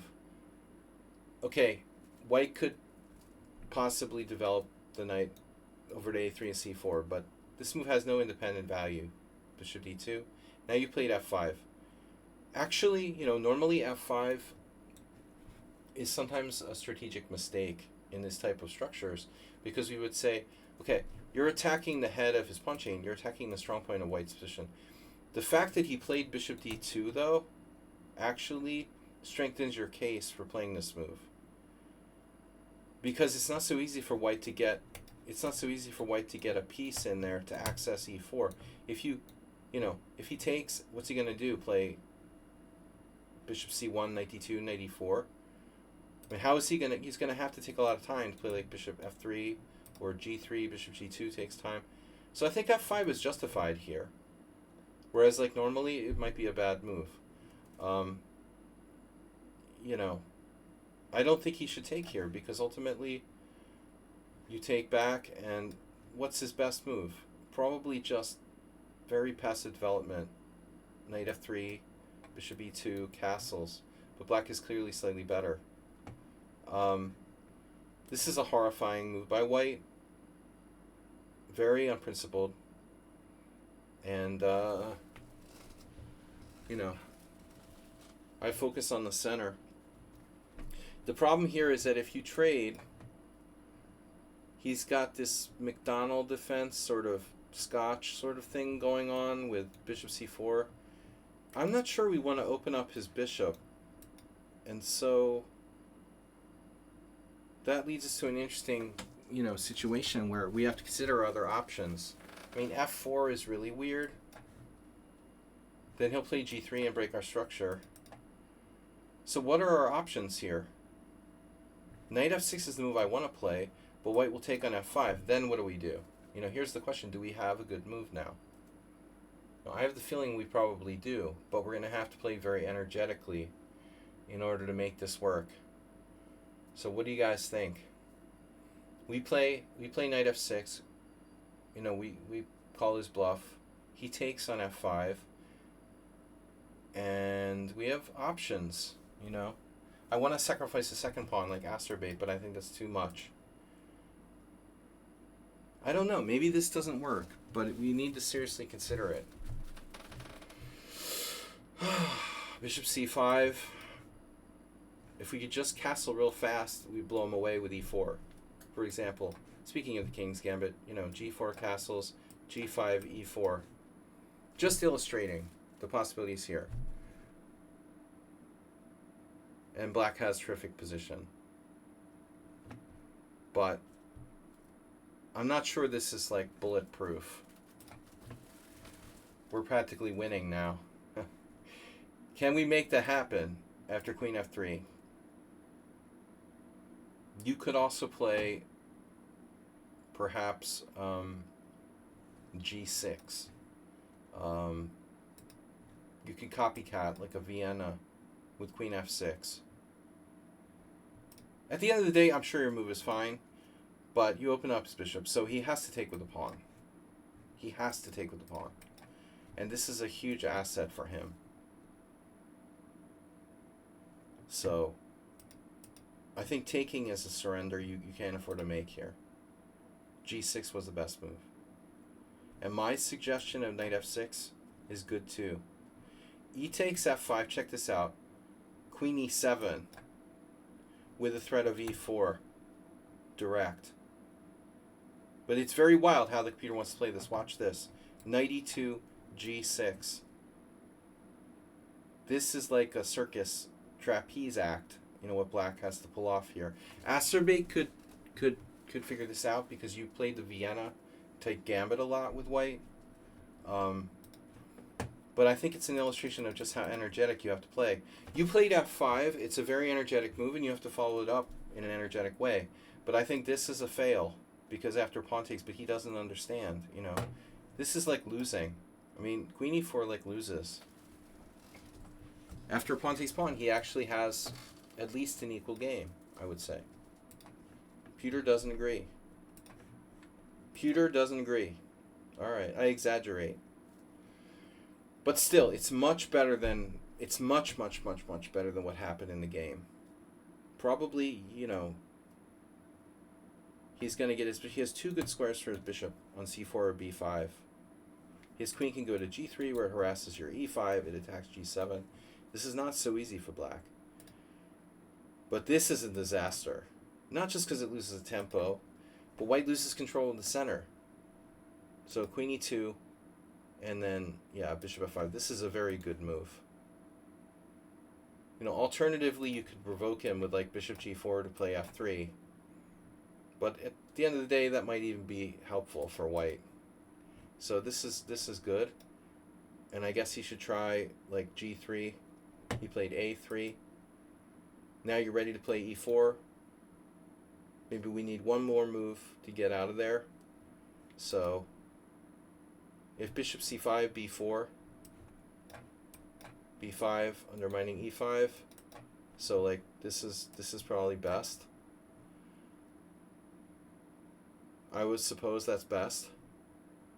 c3 doesn't do anything, and now white is strategically lost. He doesn't want to open up the position. This makes it worse. You know, at this point, you castle and it's game over. And ironically, he played a sensible move. Well, it doesn't matter if black castles long. This is actually, with f5, it's better to castle short because he has the, it's faster to castle short. Plus, you know, he has the f-file for his rook. With f5, it makes sense to castle short. Now white plays c4, and this is crushing. And that's over. I mean, obviously it doesn't make sense to play c3, c4, but white is really weak. If he was smart, you know, he would try to force, you know, absolute ironclad prevent e4. You know, you could do it anyway and sacrifice a piece probably. This actually looks really freaking scary for white. Like, I wouldn't mind playing black here.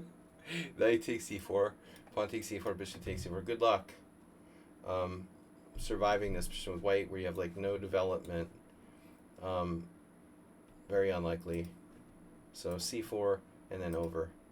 Once you open it up, it's over. f3 is suicide, but he didn't have a good move. You know, objectively, I guess he has to take. I don't know. What's he going to do? Queen d1. He has to take. Now, everything's winning. e3 is winning as well. With a crushing pass pawn, white would have to play bishop b4, lose another pawn, and be completely dead. This is really not very pretty. Takes, king d1. Not liking white's chances for survival. Yeah. But this makes sense. And now we have some really nasty little tactics, probably like knight g4 check.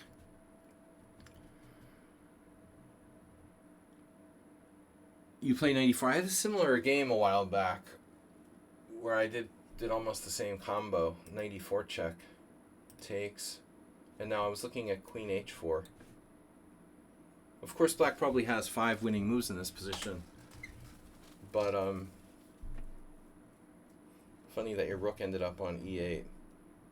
Yeah. No, this looks like typical offhand game. So queen h4 check g3 is winning for black as well. The question is, like, what's the best way, the fastest way to win? This looks good. Knight f3. And now, rook f8. And that's probably as good as anything. White is paralyzed. He's paralyzed and has no moves.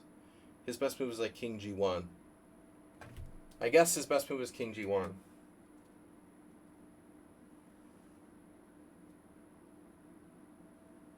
I definitely don't have a better suggestion than that. This is the only try. Now, how do we finish him off?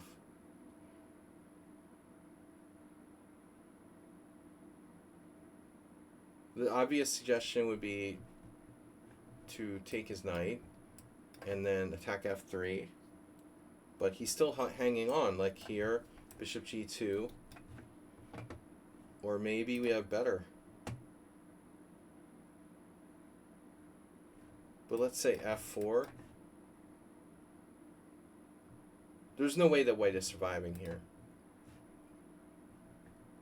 But it's still not that easy, you know. He has to play king g1. I mean, it's the only move. This just hangs a piece. And then you got a little bit fancy with that. I would just take the bishop with queen takes g5. Here you got a little bit fancy. Rook takes, queen takes g5, and then you have this other rook coming over.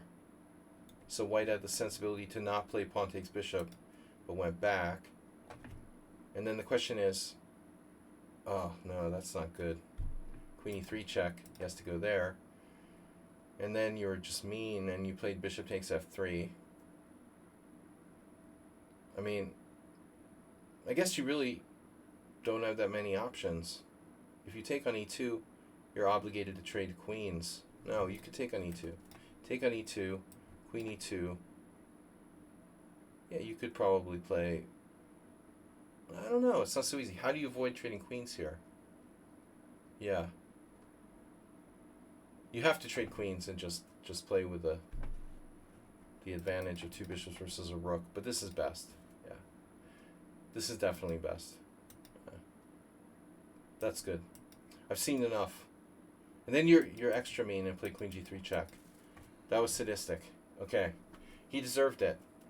Anyway, guys, thanks for joining me. I'm going to be back tomorrow, hopefully, if I'm still alive that long. Good games.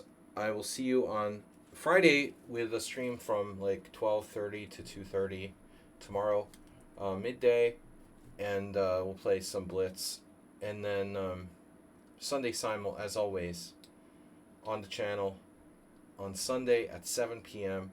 Stream starting around 6:30. I will see you guys either tomorrow or Sunday. Thanks everybody for support. See you then. Bye, bye, bye, bye. Panda says bye bye because he no longer has his own separate camera. Hey everybody. Bye bye.